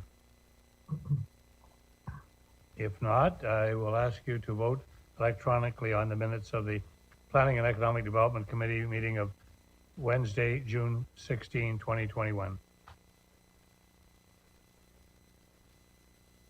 Motion is carried. The next item is 9.5, Budget Review Committee of the Whole. Minutes from Thursday, June 17, 2021. I'll ask the chair of that meeting, Councillor Zalepa, to move the motion and Councillor Whalen to second the motion. Is that all right with both of you? That's fine, Mr. Chair, yes. Thank you, Chair. Okay, may I ask, is there any discussion? Councillor Gale. Thank you, Chair. I'd like to pull 9.5 and specifically report CSD 40-2021. Mr. Chair, the report's recommendations is the approval of the budget timetable and the circulation of the report to the ABCs. I don't object to the recommendations. What I do object to is the budget guidance up to 4.1% on the tax levy that I mistakenly voted yes to. Since June 17th, I've received an abundance of calls from local residents and businesses who are hardly surviving or have failed with the ongoing pandemic. Residents can't automatically raise their wages by 4.1%. Residents cannot automatically call the hydro company or the gas company or the supermarket and say, can you lower your prices by 4.1% because I'm going to receive another property tax hike of 4.1%. Businesses cannot raise their prices by 4.1%. In fact, some businesses haven't even opened their doors yet to have customers. Business cannot ask their suppliers to lower their prices by 4.1% because they have to pay a 4.1% property tax hike, so they don't even have customers. And it's not just the 4.1%. As we know, the local municipalities will most likely increase their share of the property tax bill. This is not sustainable for both residents and local businesses. The increases compound. The region raised property taxes in 2019, 2020, and 2021, and each year the property tax increases are compounded based on the increase of the previous year. And each year we have a budget surplus. The budget surplus in 2020 was 96 million, and we allocated 31 million into the Taxpayer Relief Fund. We placed this amount into the Taxpayer Relief Fund for a rainy day. Well, councillors, it's a rainy day. There will be no other rainy day like the consecutive rainy days we experienced due to the pandemic. Residents are still suffering, businesses are still suffering. This morning, we received our first glance of the police budget in public. We are striving for 2%, and we have more work to do to achieve 1.75%. So I ask you, Mr. Chair, how to proceed. Would you like a motion to amend the original motion? Well, first I'll go to the Commissioner of Finance because you raised some significant issues, and I'll ask him to respond to your questions you raised. Commissioner of Finance. Thank you, Chair. Councillor Gale raised this issue about a $96 million surplus. I want to go on the record stating that that's not correct. The surplus, as has been identified on the annual basis at the end of 2020, was identified in CSD 17-2021 as $37 million for this for the operating budget or for the levy budget. This money was transferred into the taxpayers stabilization fund, and it's been used in the 2021 budget to offset a variety of COVID expenses that we had planned to do, which includes the mass immunization group, the pandemic funding, and various other programs that are necessary.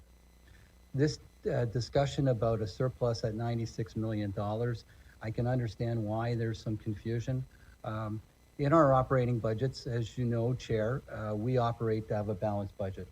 Each and every year, we establish what the region's cash needs are, and we develop an operating budget both in the wastewater and the water rate budgets, as well as the levy budget, which ensures that the budget is balanced and the tax rates and the water rates and sewer rates are at the right amounts to collect the monies that we need.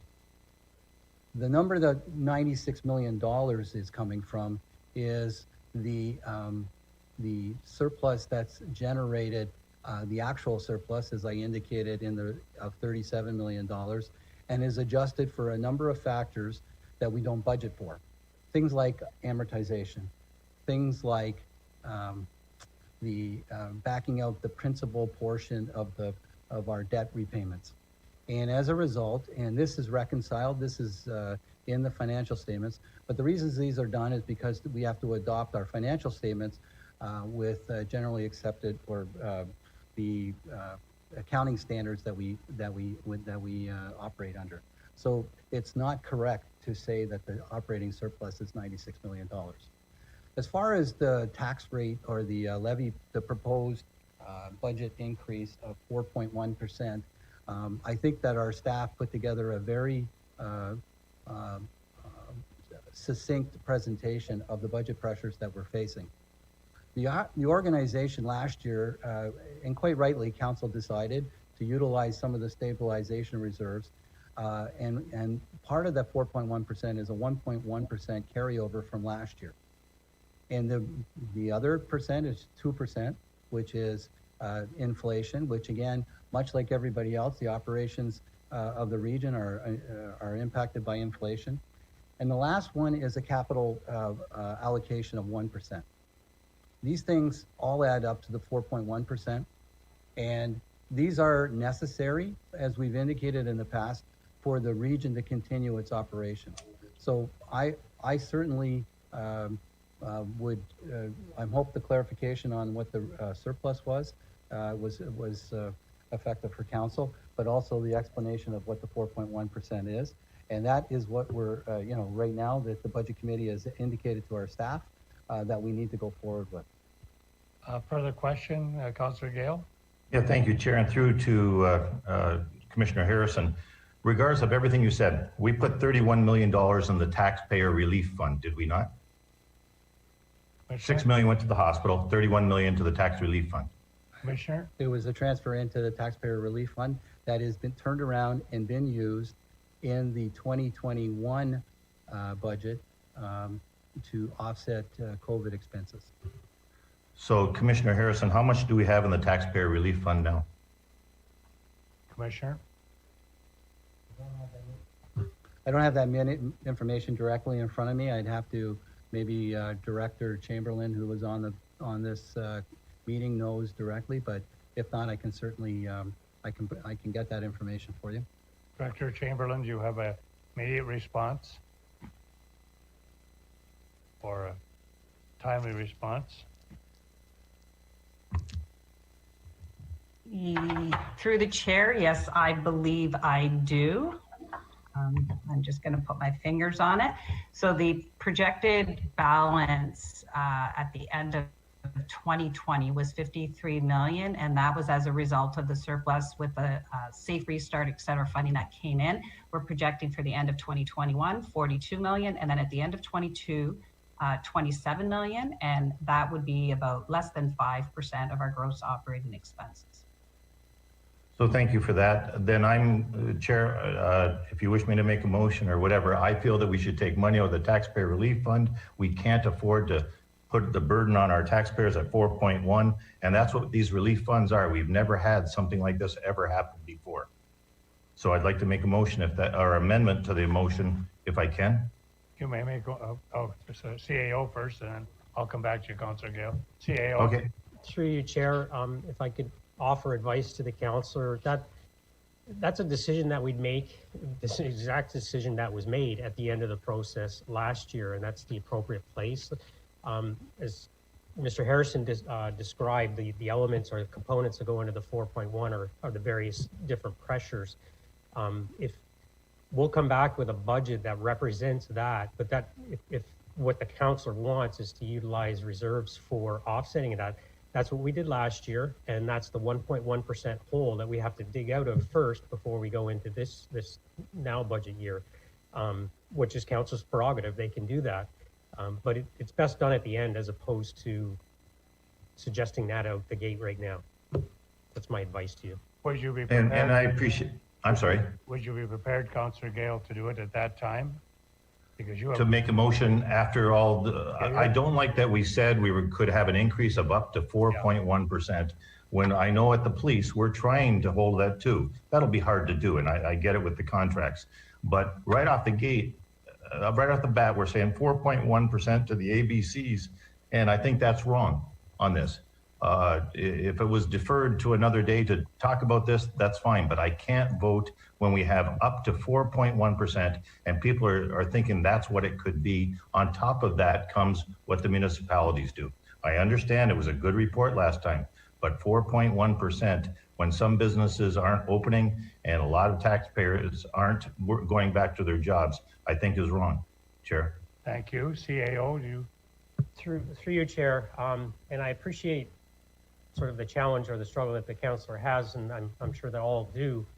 And this may be just semantics to you. We can tell you that the expenses are going to require, just to be sustainable, to go up that much. It's not, that doesn't necessarily mean the tax levy is going to go up that much, depending on the decisions of council. The councillor made a comment about messaging to the ABCs. It's the same as with police. The guidance for operating expenditures is 2%, and that's the same message to the ABCs as well. So, Mr. CAO, through you, Chair. So what you're saying is, through this whole process, you're not expecting 4.1% to go. We'll end up with a number, and then that's when we go to council and say, hey, we might want to take something from reserves to put to this. And so we're not going to scare the death out of the struggling businesses and that they're thinking it's going to be 4.1%. Is that correct? CAO. Through you, Chair, and have no intention to be coy, at the end of all this, you will get a recommendation from staff for 4.1% and a budget that reflects that. What I'm saying is council still has tools to mitigate that at the end of the process, and that's what happened last year. So would you like to raise it at that time, Councillor? You raised the issue, and we appreciate that. Would you, at that point in time, would you be prepared to move the motion at that time, or? Okay, Mr. Chair, I've made my point across that we can't have it at 4.1%. I'm going to vote no on this. I sent a note to the Chair of Budget, Councillor Zalepa, so he knew I was coming through with this, so I'm not blindsiding anybody, but I just feel that our taxpayers can't pay 4.1%. I'll be voting no on this time, and let the cards fall as they may. I don't expect all the councillors to vote that way, but regardless, I see there's a long list of here people speaking here. And I think that the public is scared that 4.1% with a lot of municipalities tacking onto it, like we've done in other years. Thank you, Chair. Thank you. And Councillor Gale, when we get back to the end of the budget and may have mitigating circumstances that we can invoke, we will have you raise that at that time. We can assure you Chair. you will raise it at that time. Okay, Chair. Thank you very much, Councillor Gale. Councillor Furtick. Thanks, Mr. Chair. Through you, can you please tell me how much 1% equals on the levy? I think it was 4 million. Is that correct? Chair, yes. So if Councillor Gale if we were agreeing to Councillor Gale, that would be 2.35% decrease from 4.1 to 1.75. So that would be roughly $9 million that we may be looking at in order to come out of the stabilization reserve. Is that, would you follow that that's correct? Commissioner?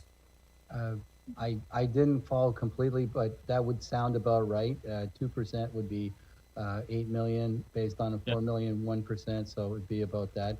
And as I would just like to reiterate that I think that we need to go through the process of identifying for council what the actual expenditures for the regional services, that includes the ABCs, are. And then at the end of the process, if the council believes that the levy or the water rate requisitions or recommendations are too high, that's when you would utilize reserves if you want to do that. So, right. I just wanted to clarify actually what the actual dollars would be that you'd have to go into the stabilization account reserve in order to decrease it from 4.1 to 1.75. But good discussion, and I thank Councillor Gale for bringing it up. Thank you. Thank you, Councillor Furtick. Thank you, Mr. Commissioner. Councillor Campion.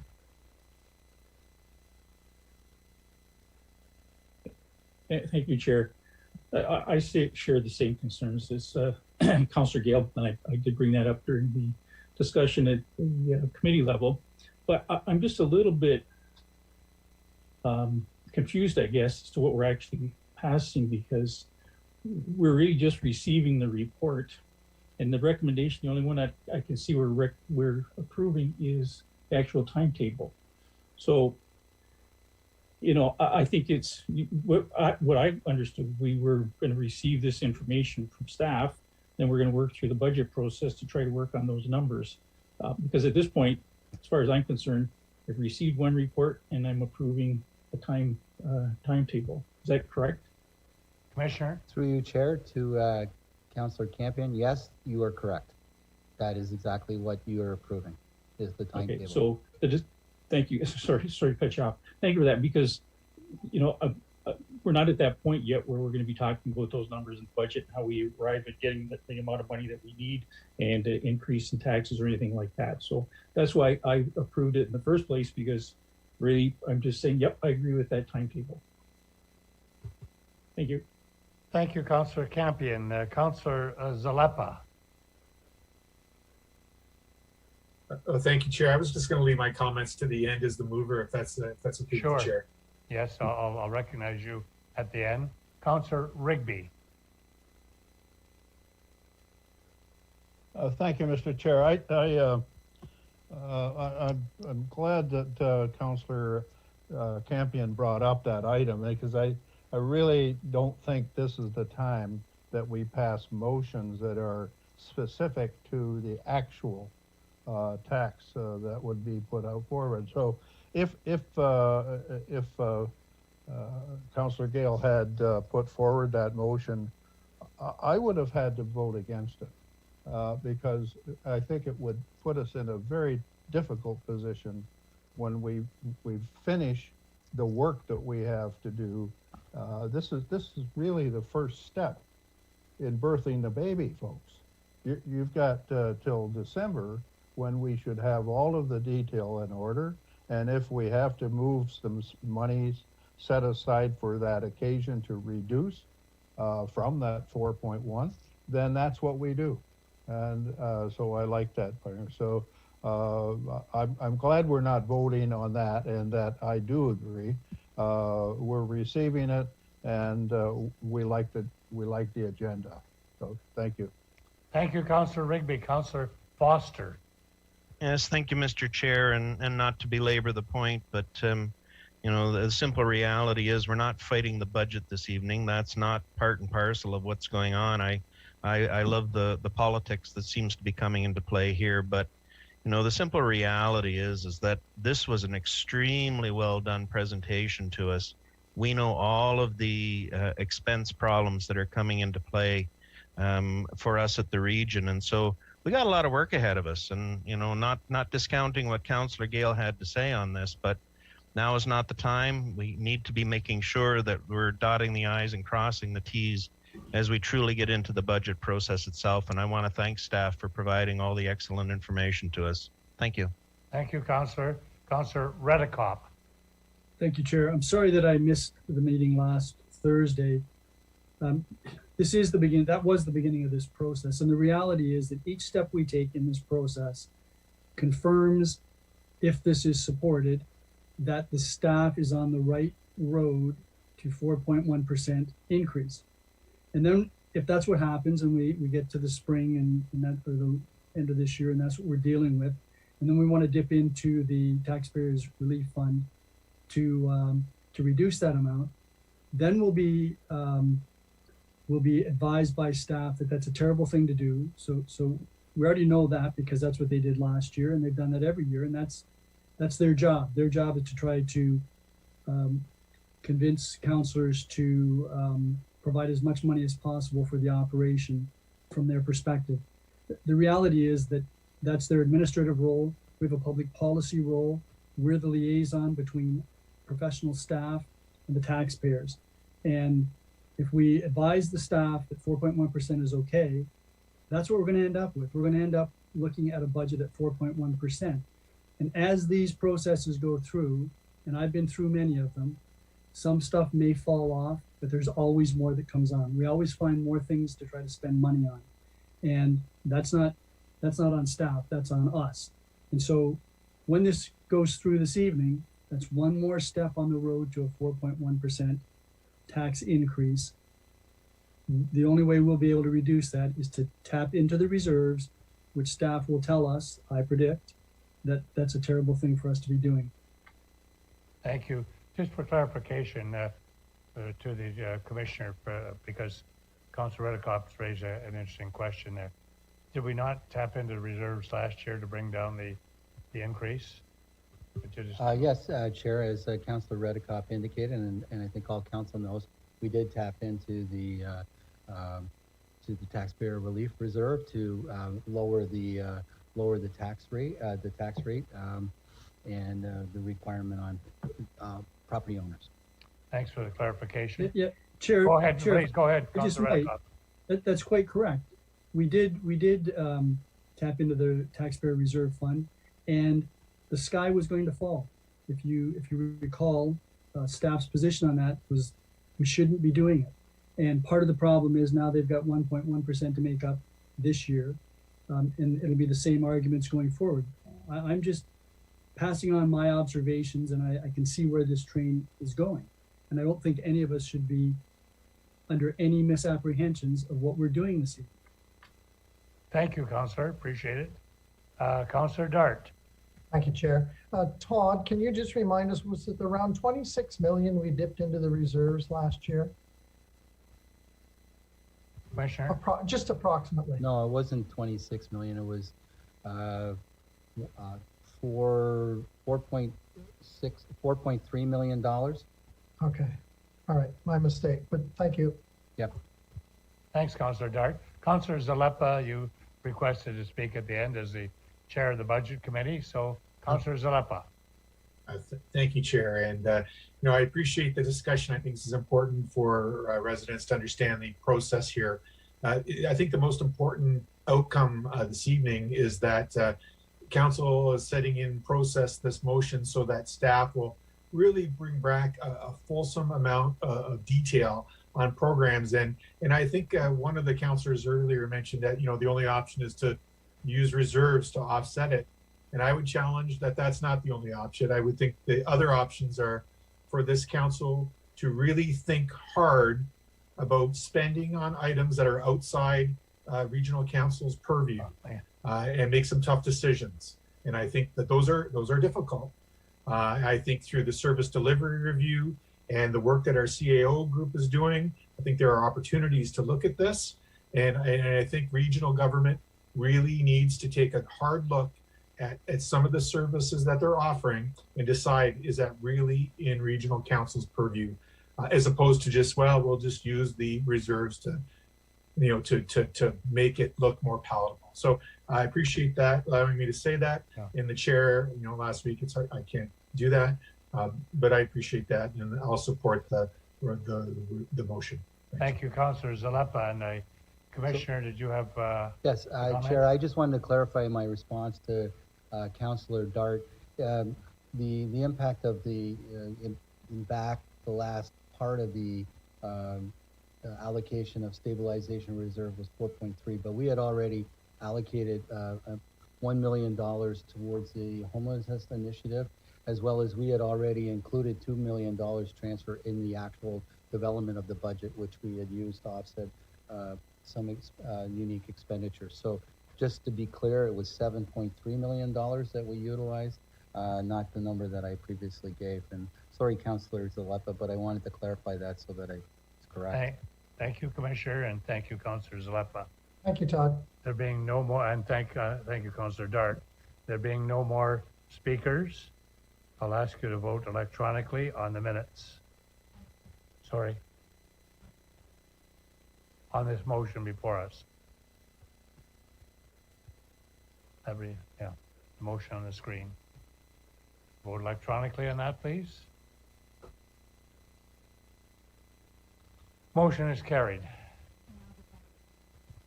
And now the remainder of the minutes. That was one aspect of it. Now we're voting on the remainder of the minutes. Vote electronically, please.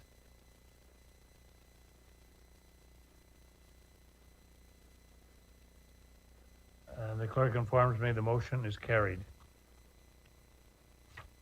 Next, I will go to Chief Administrative Officer's reports, Niagara Community Safety and Wellbeing Plan. Councillors, I'm going to call on Michelle Johnson, Project Lead, Community Safety and Wellbeing Plan, for a presentation on Niagara's Community Safety and Wellbeing Plan. So, Michelle Johnson.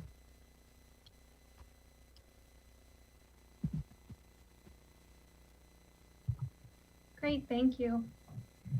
Through the chair, hello council. Thank you for welcoming me this evening to introduce Niagara's proposed Community Safety and Wellbeing Plan as recommended by the Community Safety and Wellbeing Advisory Committee.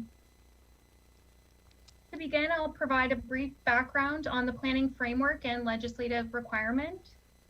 Beginning in 2009, the Ministry of Community Safety and Correctional Services, and now the Ministry of the Solicitor General, identified that police services were frequently responding to crisis situations that were in fact non-criminal in nature. This led to the finding that a more collaborative service delivery model was needed, which prioritized local risks specific to individual communities. From 2013 to 2016, the ministry engaged with pilot communities across Ontario to test components of the planning framework. In 2017, the ministry released the framework, and later the following year, Bill 175, Safer Ontario Act passed, which includes the municipal requirement to prepare and adopt a community safety and wellbeing plan. As part of legislation, municipalities have the flexibility to engage in community safety and wellbeing planning individually or in partnership with neighboring municipalities and/or First Nation communities to develop a joint plan.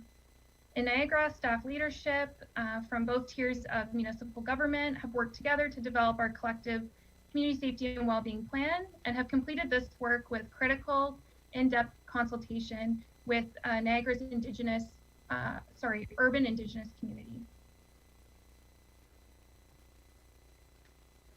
The framework itself is premised on the idea that safety and well-being cannot be addressed in isolation by any one organization or sector.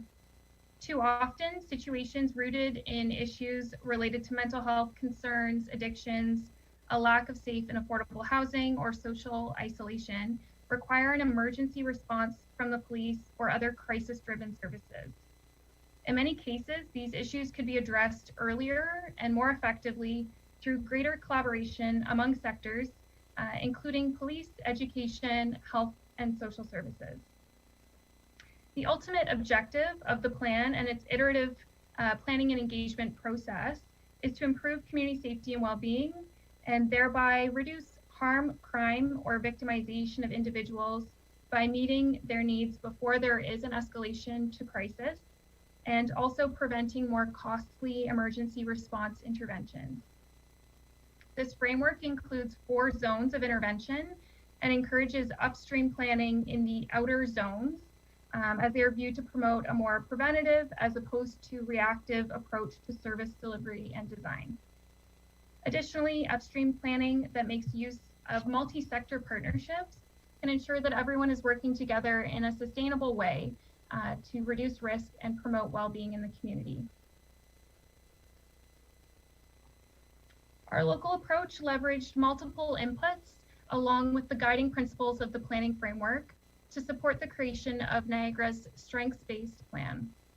Our 22-member advisory committee has representation from sector leadership across the span of human services and includes police, education, primary care, hospital, child protection, the violence against women sector, urban and rural municipal leadership, public health, mental health and addictions, children's mental health and developmental services, Francophone specific services, Indigenous-led services, and other social service providers. The community engagement plan was extensive and sought to collaborate with participants in determining local safety and well-being priorities or areas of focus and identifying local strengths and opportunities. Engagement sessions were held with communities which represent similarly diverse perspectives and experiences, from youth to seniors, community organizations to business operators, and from those who live across the region. Phase 1 of our community consultation involved input from 150 staff across 70 different organizations in the region, over 85 clients across 8 different lived experience or client advisory groups, and just shy of 1,300 residents completed our online survey.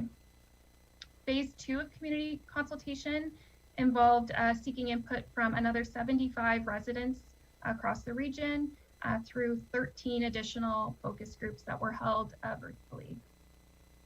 Important to note that 5 of these focus groups were Indigenous specific and resulted in the Minnow Bamad Dziwin Living the Good and Healthy Life report. So critical to our approach in developing our local plan was ensuring that safety and well-being areas of focus reflect and are shaped by the voices and lived experiences of Indigenous peoples. We are very grateful to the Niagara chapter of Native Women, who acted as a lead agency on this report, and NICE, the Niagara Indigenous Community Executives, who worked alongside staff to provide opportunities for off-reserve Indigenous peoples to share their perspectives on safety and well-being while living in the Niagara region. An additional input was ongoing data assessment related to trends in service access and demands for service, which allowed for evidence-based decision-making regarding community safety and well-being areas of focus. This continued pulse check on community well-being during the pandemic provided an opportunity to understand how the pandemic and its associated measures have had disproportionate impacts on some of our most vulnerable. For example, police saw a 62.3% increase in the average number of mental health calls per month from March to November 2020 when compared to 2019 levels. Similarly, in Niagara, we know that women lost employment at a ratio of about 2 to 1 compared to men and are experiencing a slower employment recovery as well. Interestingly, through that process, we also noted that the pandemic may provide sort of a unique window through which to view some positive effects from changes in human behavior. For example, a decrease in motor vehicle collisions and a reduction in pollution. Leveraging robust feedback from phase 1 and phase 2 of community consultation and key data trends and insights, the advisory committee completed a process of issue identification and prioritization while considering community-based assets and strengths. The advisory committee identified local issues for action, alignment, or monitoring within 4 areas of focus, being mental health and addictions, housing and homelessness, poverty and income, and systemic discrimination. These areas of focus involve targeted strategies to improve the integration and coordination of existing services, mitigate risk factors, and serve to improve resident safety and well-being using a holistic approach to planning. The plan, as proposed, aims to guide planning and prioritization, evolve and adapt over time to continue to respond to emerging issues, and identify and champion innovative solutions to complex challenges in these 4 areas. Contained within the plan, you'll see those 3 items in terms of action, alignment, and monitoring. For action, which would require new action tables and would be overseen with guidance and expertise from advisory committee members, is three items for consideration. The streamlining and coordination of outreach services, which involve emergency and urgent responses to individuals with mental health, addictions, and or experiencing homelessness.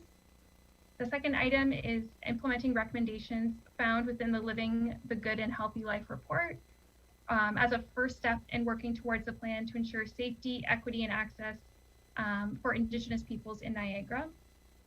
And the third would be expanding the situation table model based on trends related to calls to police, which are non-criminal in nature.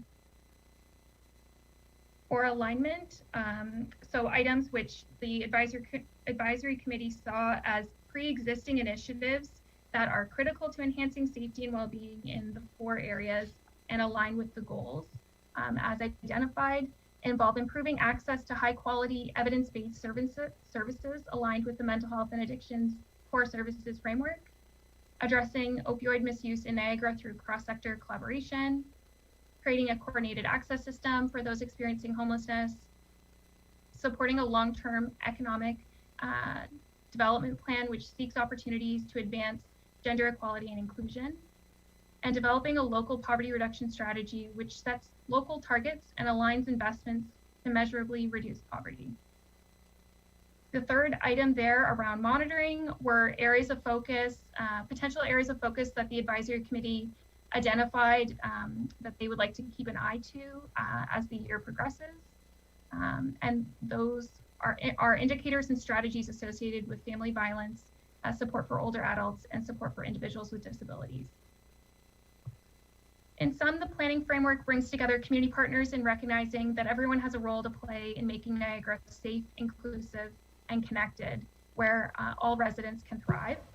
Following the adoption of the plan, new structures would be developed to support implementation, and this would include establishing leads or action tables, plans for ongoing community engagement at different levels of involvement, and enhanced data collection and coordination to continue to keep a pulse on the evolving needs of communities so that partners can stay ahead of the curve and respond to issues in a more proactive manner. Regional Council will also receive updates as the plan progresses and evolves. Happy to take questions. Thank you. Before I go to questions, I'm going to ask the CAO if he has anything to add to this. Thank you, Chair, through you, and certainly Michelle's best to answer questions, but I just want to make a couple of comments. So the actual plan is attached as Appendix A to the report, and I just call out, it articulates that myself and Chief Brian McCullough are the co-chairs. Chief McCullough is with us tonight, and I thank him for that. What's not there is actually when this began, the co-chairs were Dr. Andrea Feller and Dr. Gervin Fearon, and circumstances, in fact, our whole world changed through the course of time. Approximately mid-2020, we actually paused the work, this community safety wellbeing work, pivoted the committee members, and again, I thank you. On page 4 of the report is the actual entities or institutions that were represented on, it's 22 individual members on the committee. We actually paused the community safety well-being work to convene monthly as a COVID-19 response task force for the community. And it was very important and critical as we move forward through the response to COVID to have a situation working table with this configuration of folks and body or organizations represented to share information and assist each other with either data or advice or just the sharing of experiences through the COVID recovery. So I just wanted to acknowledge and thank all of the folks on the committee and the work that's gone into this. To thank Michelle for her presentation tonight and all the hard work she put in to get us to this point. Thank you, Chair. Thank you, CAO. Questions? I see Councillor Hewson and then Councillor Campion. Councillor Hewson. Thank you, Chair. Is it an appropriate time to ask about Appendix A being the report? Yes. Yes. Okay. Thank you. I think so anyway. Well, I'm going to allow it anyway. Well, you're the chair. You get to decide, right? Oh, I look at the clerk and you don't know what the clerk says to me, but I will allow it. How's that? I'll Wonderful. put down my Thank foot you. and say, you can do it. Okay, through you, Chair, thank you. This looks amazing. It's so exciting to see looking at safety from all these different, recognizing that community safety is perhaps a mosaic that involves more than just the NRP. But I do have a couple questions regarding, in the report, it does reference that the will be updated every 4 years and reviewed annually. So my question is, I guess, well, what now? What do we do with the plan now? Is there going to be some type of ongoing maintenance towards actioning these things? Is the committee going to continue to meet and then conduct that review? Will we be seeing this? Will this come back to us before that 4-year period? What are the next steps? I'll ask the CAO first. Through your chair, so the short answer is yes, but I think Michelle could actually articulate better what the expectation Okay, is. Ms. Johnston. Through the chair, I think staff are really excited and eager to start working on some of these action items. So the next steps would be convening these action tables. I believe the advisory committee will also be sort of convening to take a peek again at their terms of reference, assess representation, and move forward from there. The plan will be reviewed annually by the advisory committee, but annual updates will also come to regional council. Councillor Hewson, further? Yes. Okay. Thank you for that. And I did notice a very thorough report provided by the Niagara chapter Native Women, which provided text. I did notice they talked about use of the word stakeholder and its colonial origins, and the report that we've produced actually uses the word stakeholder at least 4 times. I'm wondering if it would be, to show that we're sensitive to the feedback that we've gotten from that community, that we could change that wording to reflect their suggestion of participating parties instead of stakeholders as they've suggested. Ms. Johnston? Through the chair, I think that would be a helpful amendment. Thank you. Thank you. Any further Thank you, Chair. questions? Councillor Hewson. I'm good. Thank you very much. Thank you. Councillor Easton. Thank you very much, Mr. Chairman. I'm also very pleased to see this come forward. This has been quite a journey. When I look at the handbook on page 15, just at the focus groups that were involved, it's a pretty good indication of how powerful the implementation of this is going to be. And so that is where my question really is.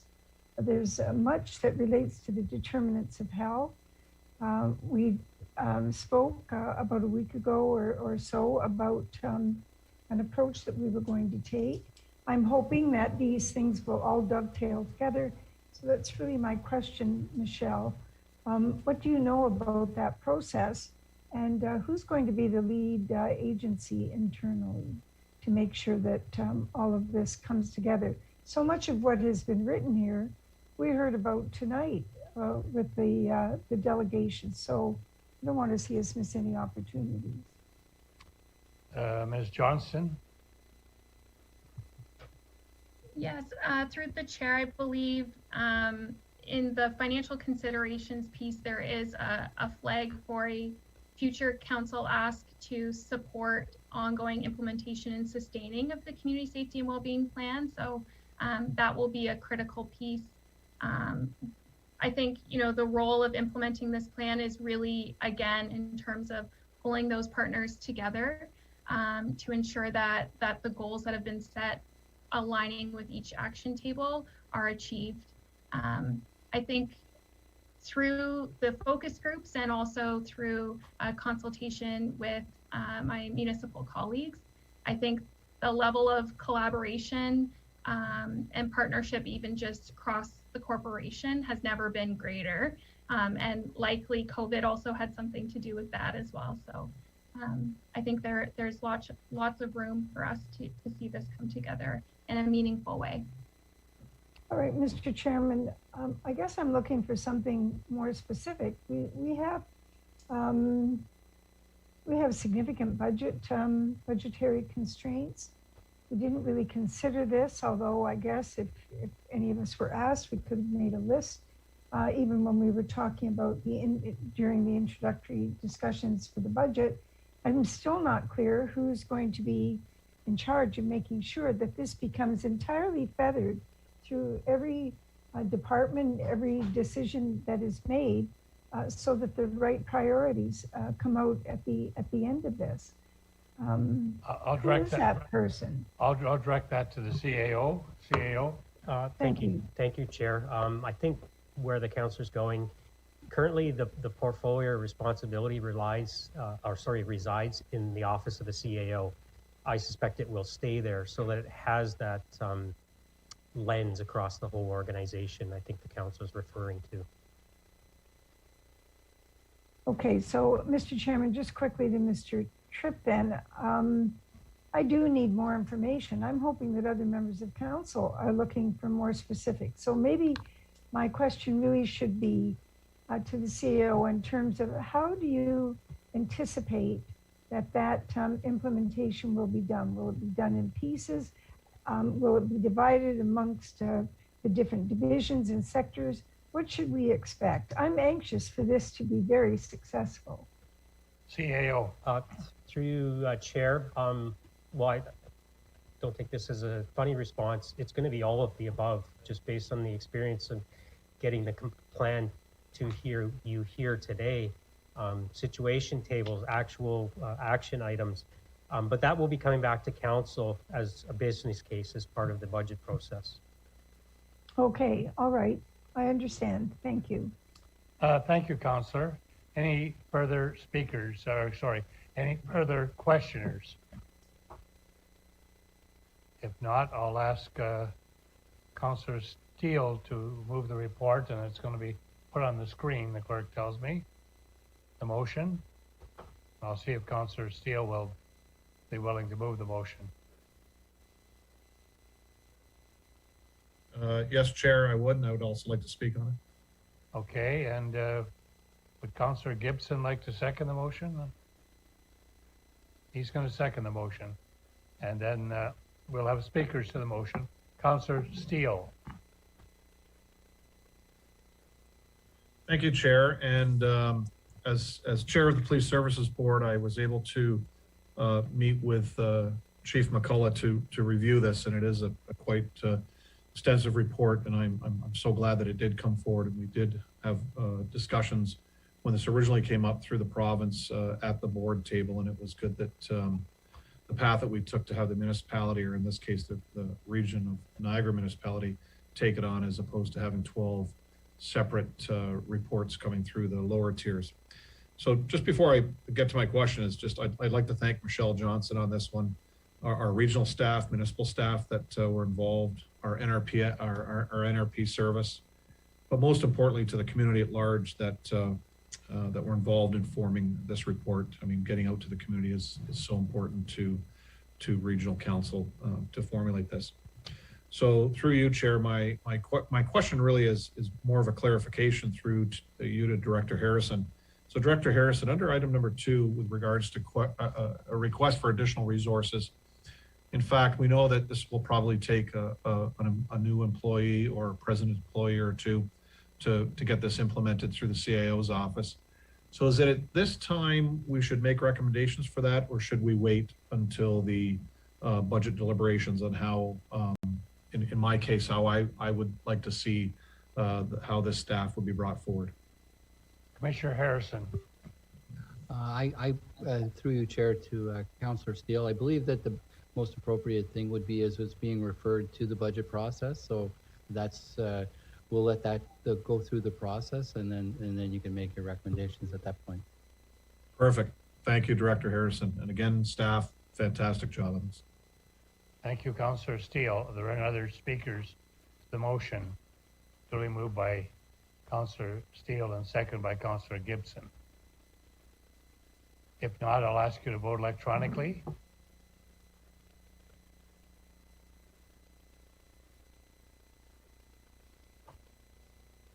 Motion is carried. Next will be motions. I call on, we've had Councillor Houston's motion. We've dealt with that ahead of time. So I now go to, are there any notices of motion?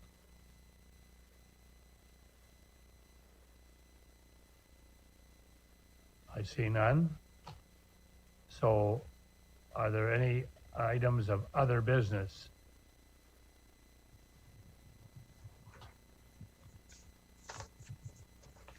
Councillor Whalen.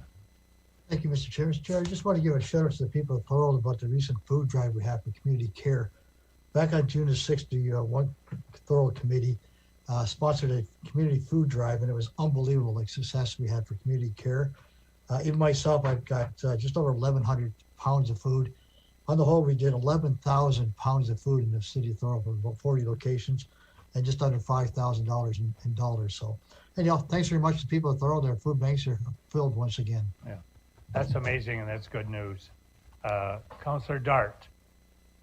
Thank you, Chair. Just it's a bit of a heads up.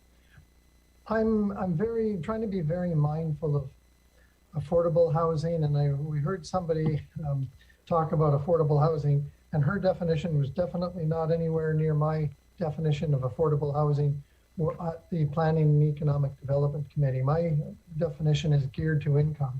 So I'm just mentioning to all of my colleagues on council, as we're looking at new developments coming along, I'm just throwing it out there to say maybe we should be looking at about a 10 or 15% component of any new developments that have a 10 to 15% component helping my definition of affordable housing. So I'm just throwing that out there, and I don't want to see it happen again. Thank you, Chair. Thank you, Councillor Dart. Any further speakers? If not, we go to number 14. Oh, hold on, up here, she says, notices of motion we've done. Oh, so we just go right to the bylaws now. Wow. The clerk is moving us right along. Okay, bylaws are next, the clerk tells me. So, Councillor Gibson, will you move the bylaws? Yes, Chair, I certainly will. I so move them. Thank you, and seconder for that motion. Wow, lots of them. Okay, Councillor Easton. Any discussion? If not, I'll ask you to vote electronically.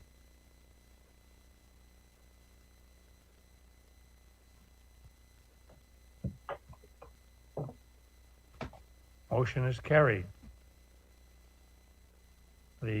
Before I have the adjournment notice. Can somebody give us an update on the score of the hockey game in Montreal tonight? 1-1 going into the second. 1-1. Thanks, 1-1 at the end of the second. Okay, that's. Night all. I know none of you. I know none of you are watching it. So, okay. There being no further business, this meeting is adjourned. Thank you. Bye bye. Yeah. Bye, everyone.